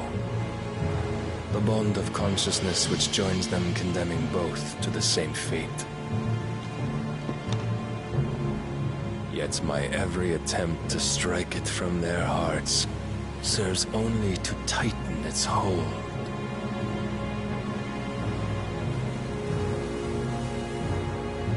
Fascinating.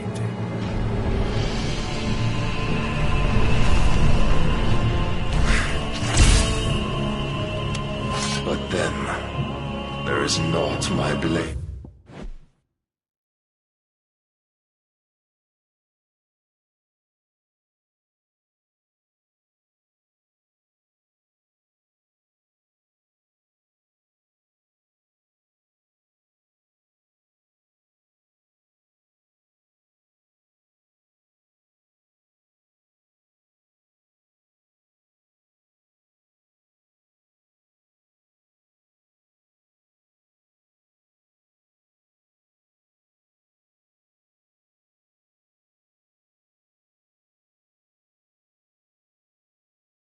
Cannot sever.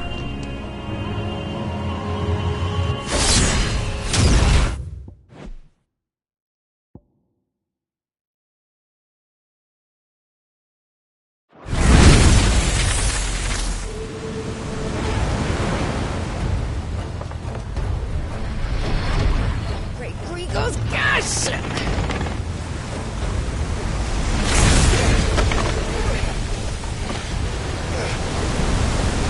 One of us. Hard apart! Heads down, you brutes! And brace for impact!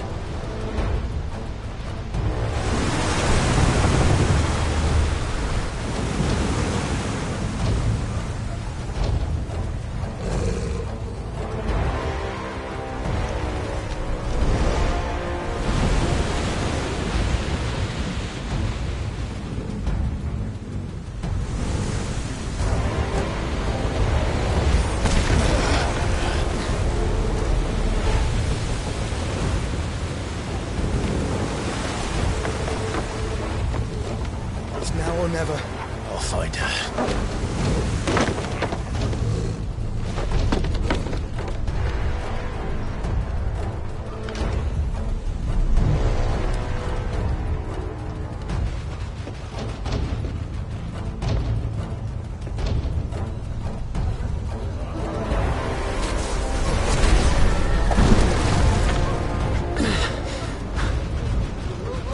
Bloody hell!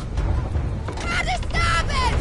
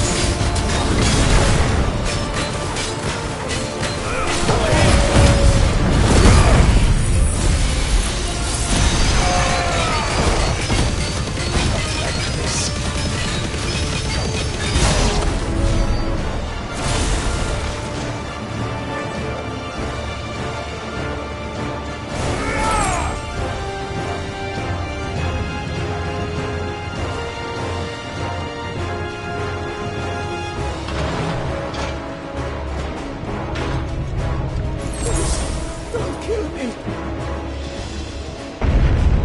need to hurry.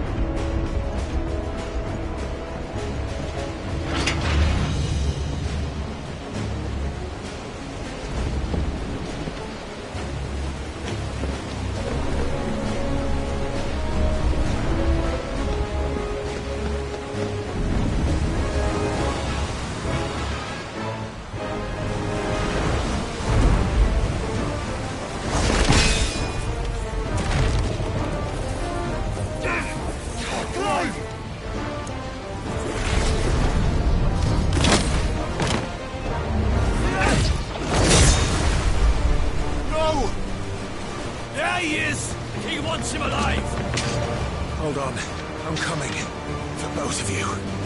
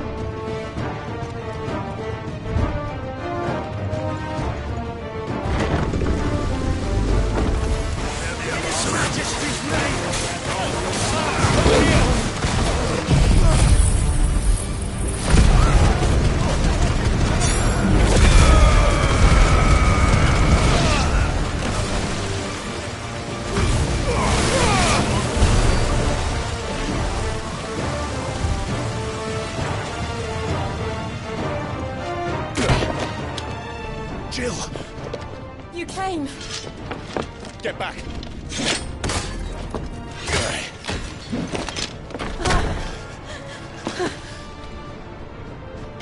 Clive, how did you... I'll explain later. Hands.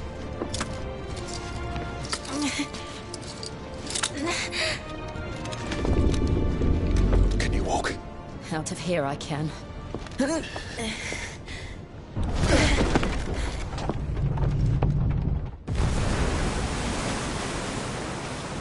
Stand still! Phoenix. Are you not the dominant of fire? I see naught before me but a guttering flame.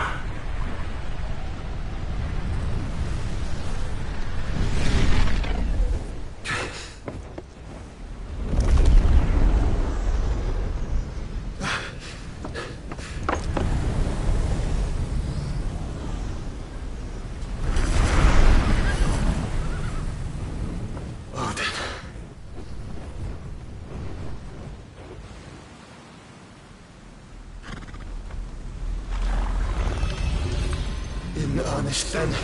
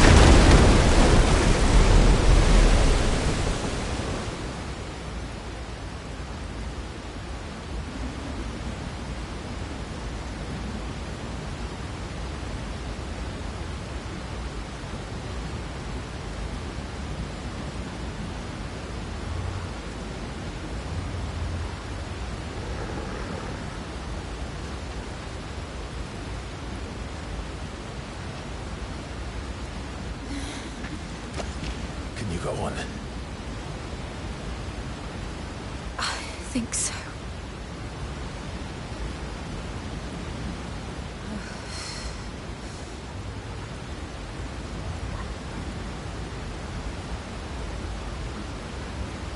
But to where?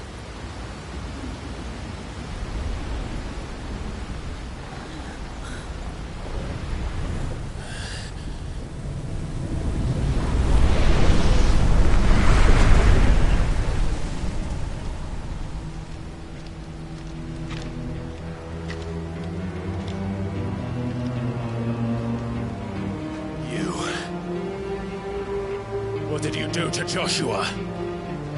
The Phoenix? Oh, I expect he will survive.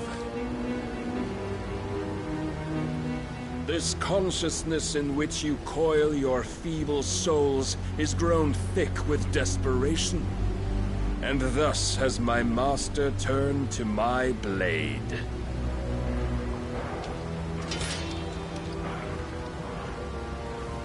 The world will soon be painted in black. And all that live shall gather in death's autumn wake.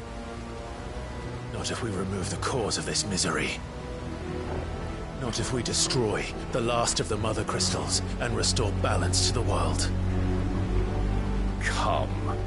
Do you truly think it's so simple?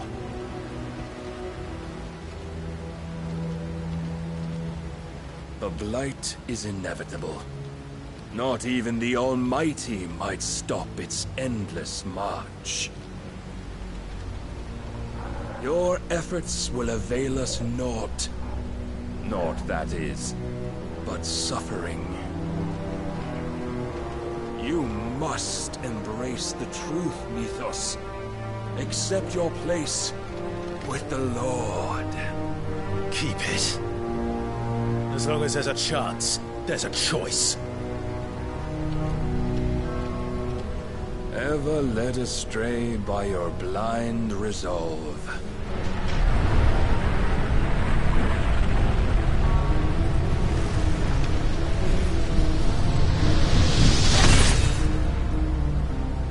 Now, it is time you learn the inevitability of your divine fate, however much it may hurt. Get as far away as you can. Clive, no. Trust me, Jill.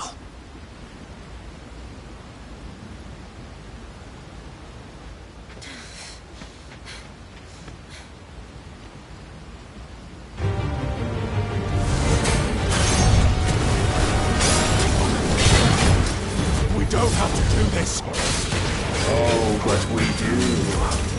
If only to remind you of your duty.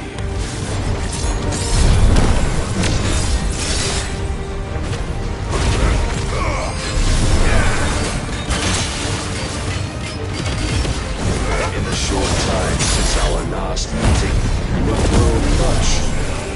Yet as a vessel, I fear my lord will still find you lacking.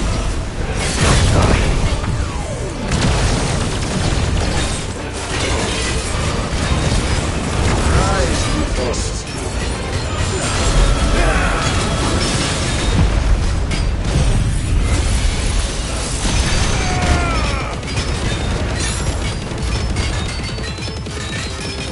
All this fire and fury, and for what? Stopping the blight. A foolish notion fed to you by a foolish man. How dare you? You know naught of this world but of our place in it. If our fates were so easily rewritten, we would all be gods.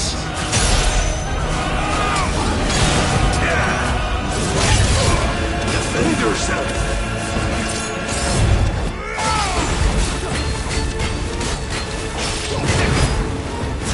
I have seen enough. If reason cannot sway you, there are other means of persuasion that might. Cast off your shades.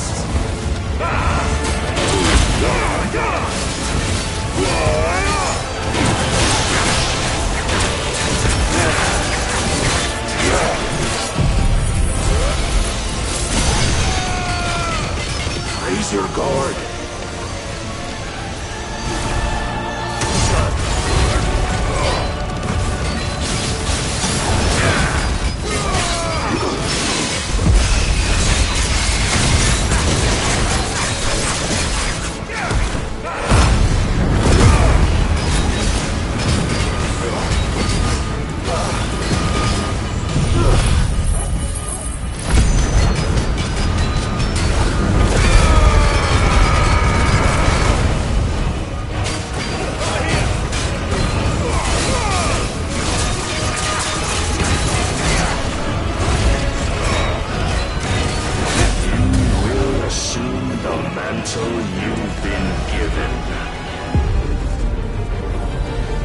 Thus is the light of hope severed.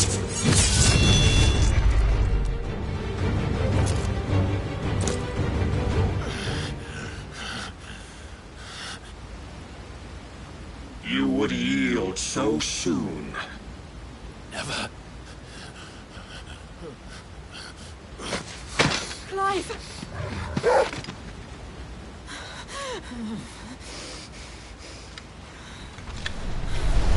Do you not see?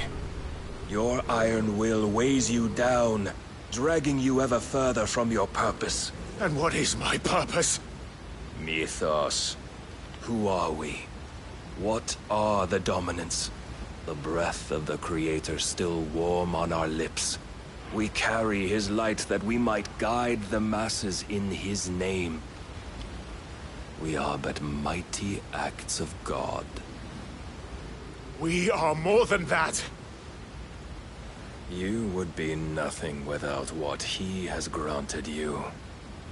The power we wield is his, and yet every time we draw upon it, it wears away at our very being. It breaks us. It unmakes us, that its immaculate aspect might reveal itself. The icon.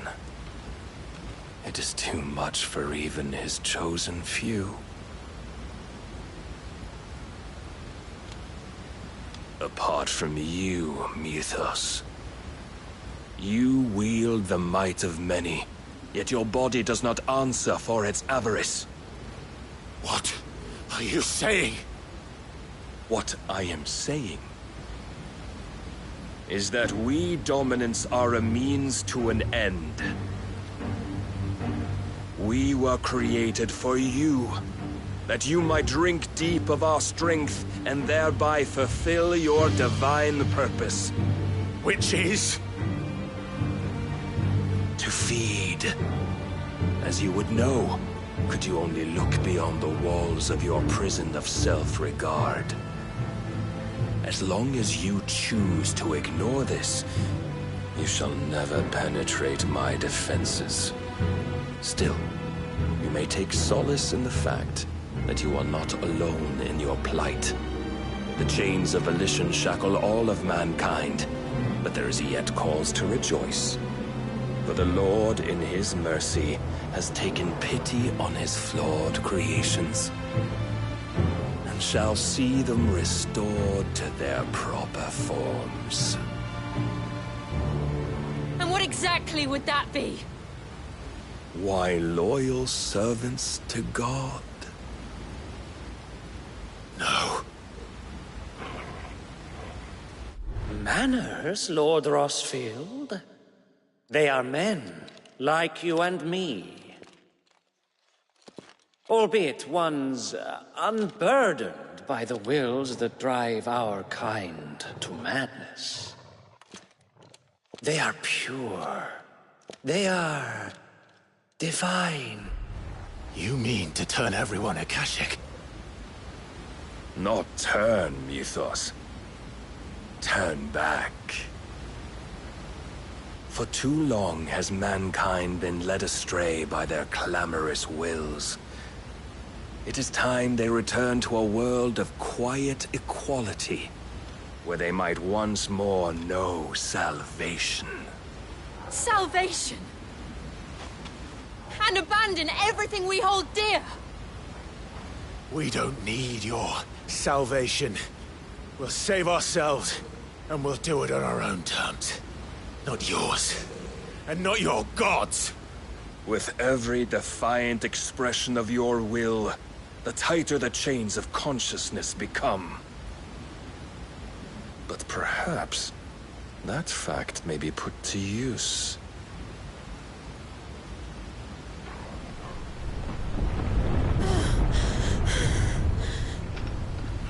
Clive!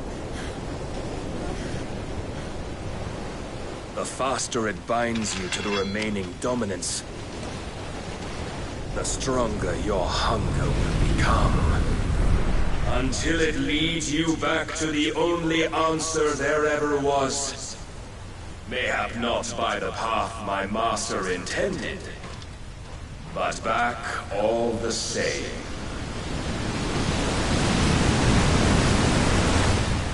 Ash is not far.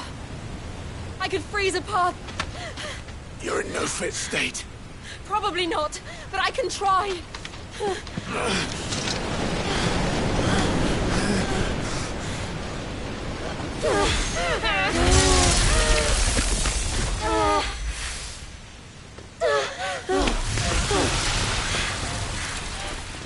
Don't look back!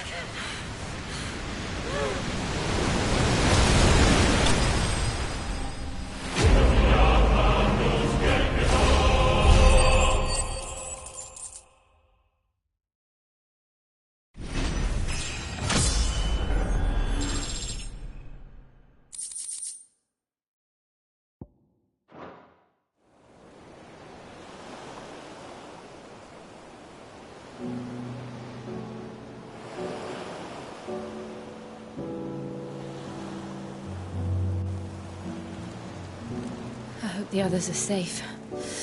The Enterprise was clear of the gap when we fell. They made it, Jill. And they will have seen the eyes where it led. We need only wait till dawn.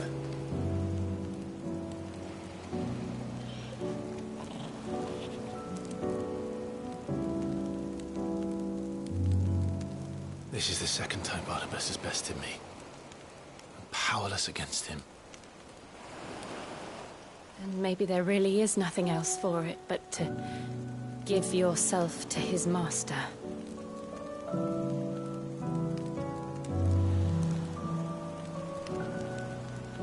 Only you won't do that. The Clive I know would never do that. So you believe?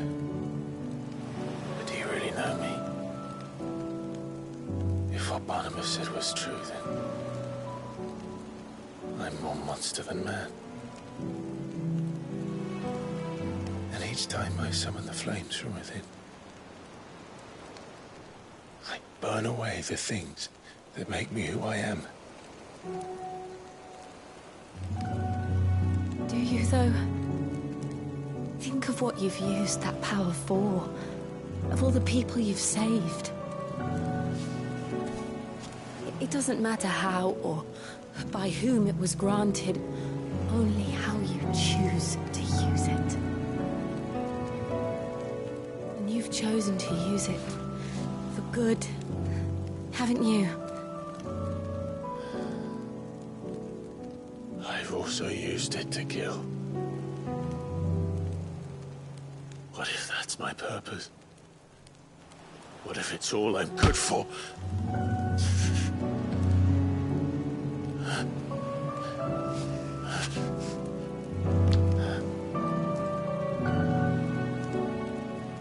You're still that same boy I grew up with. Always so eager to save everyone around you, and yet always so alone.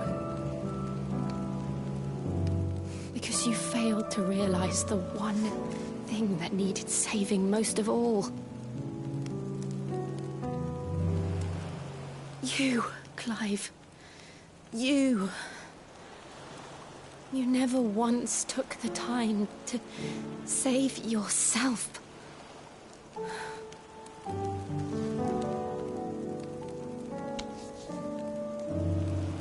Myself. I think I might be beyond saving. No one is beyond saving. Provided they want to be saved. You fight to survive. And you survive so that you may protect those you love. It's what you do. What you've always done.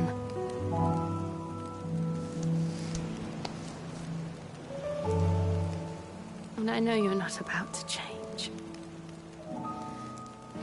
So I'm going to help you. To give you what you need to protect us all.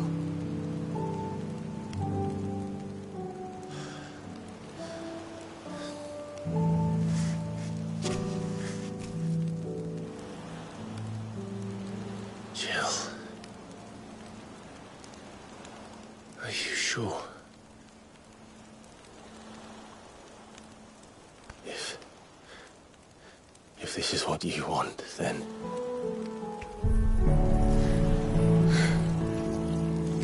Don't worry, Clive. It is.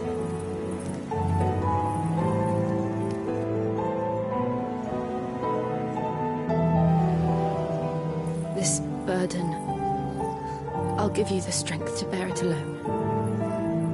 But I'm not alone. These burdens I carry, my sins, my pain, my sorrow, I see now that they are all a part of me.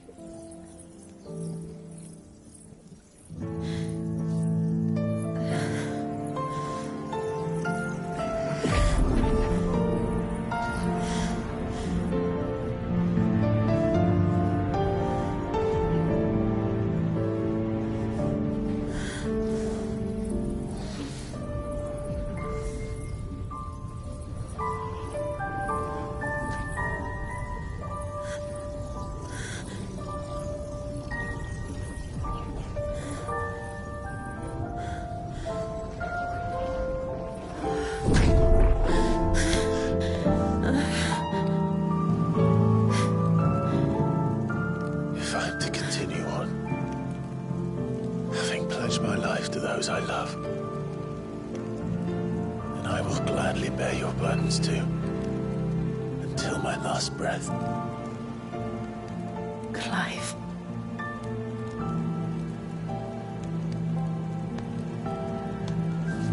I promise you, Jill, we will find a way to escape this fate. Find a way to save each other.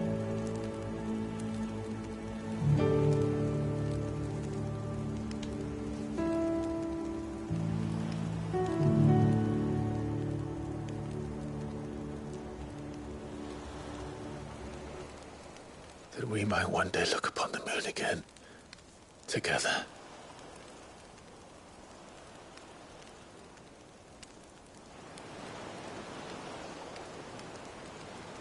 And I promise you, Clive,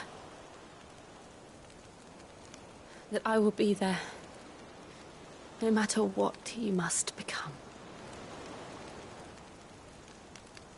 I know.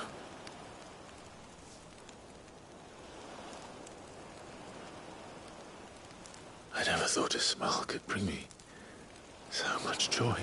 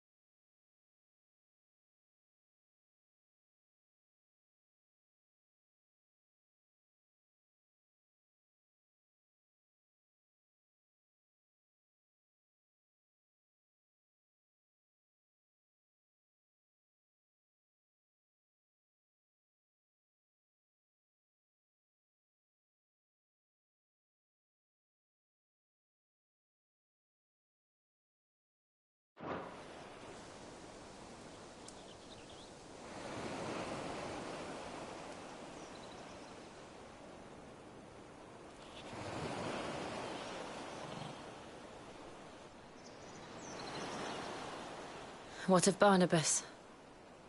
Do we pursue him? No.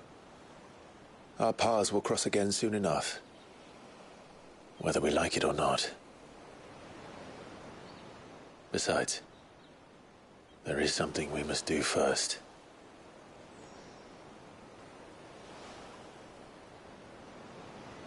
Of course. Drake's spine. The last Mother Crystal. The Einherja is at the bottom of the sea. Waloed won't dare move on Storm without her. But they know we're coming now. We'll need a plan. And a damn good one at that. Then let's go home and find one. Ash will have to wait.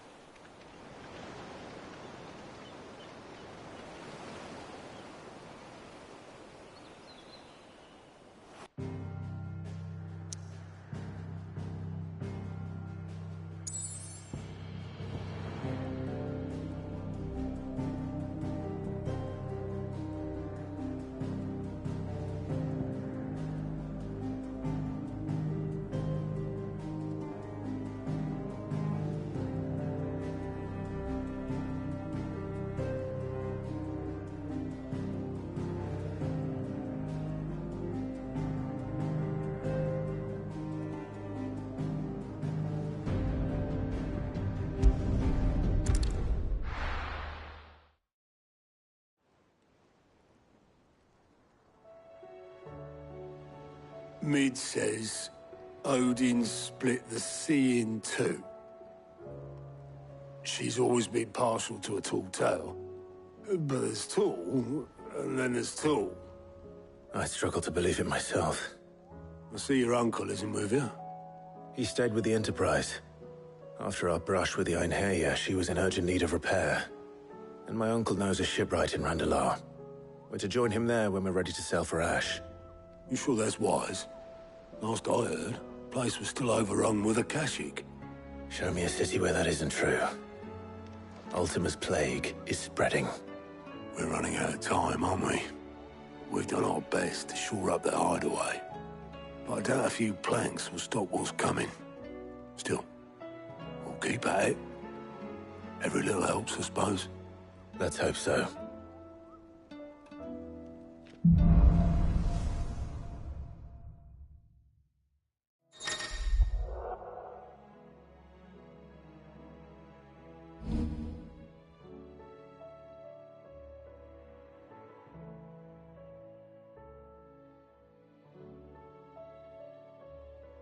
I should visit Joshua, assuming Tony will allow it.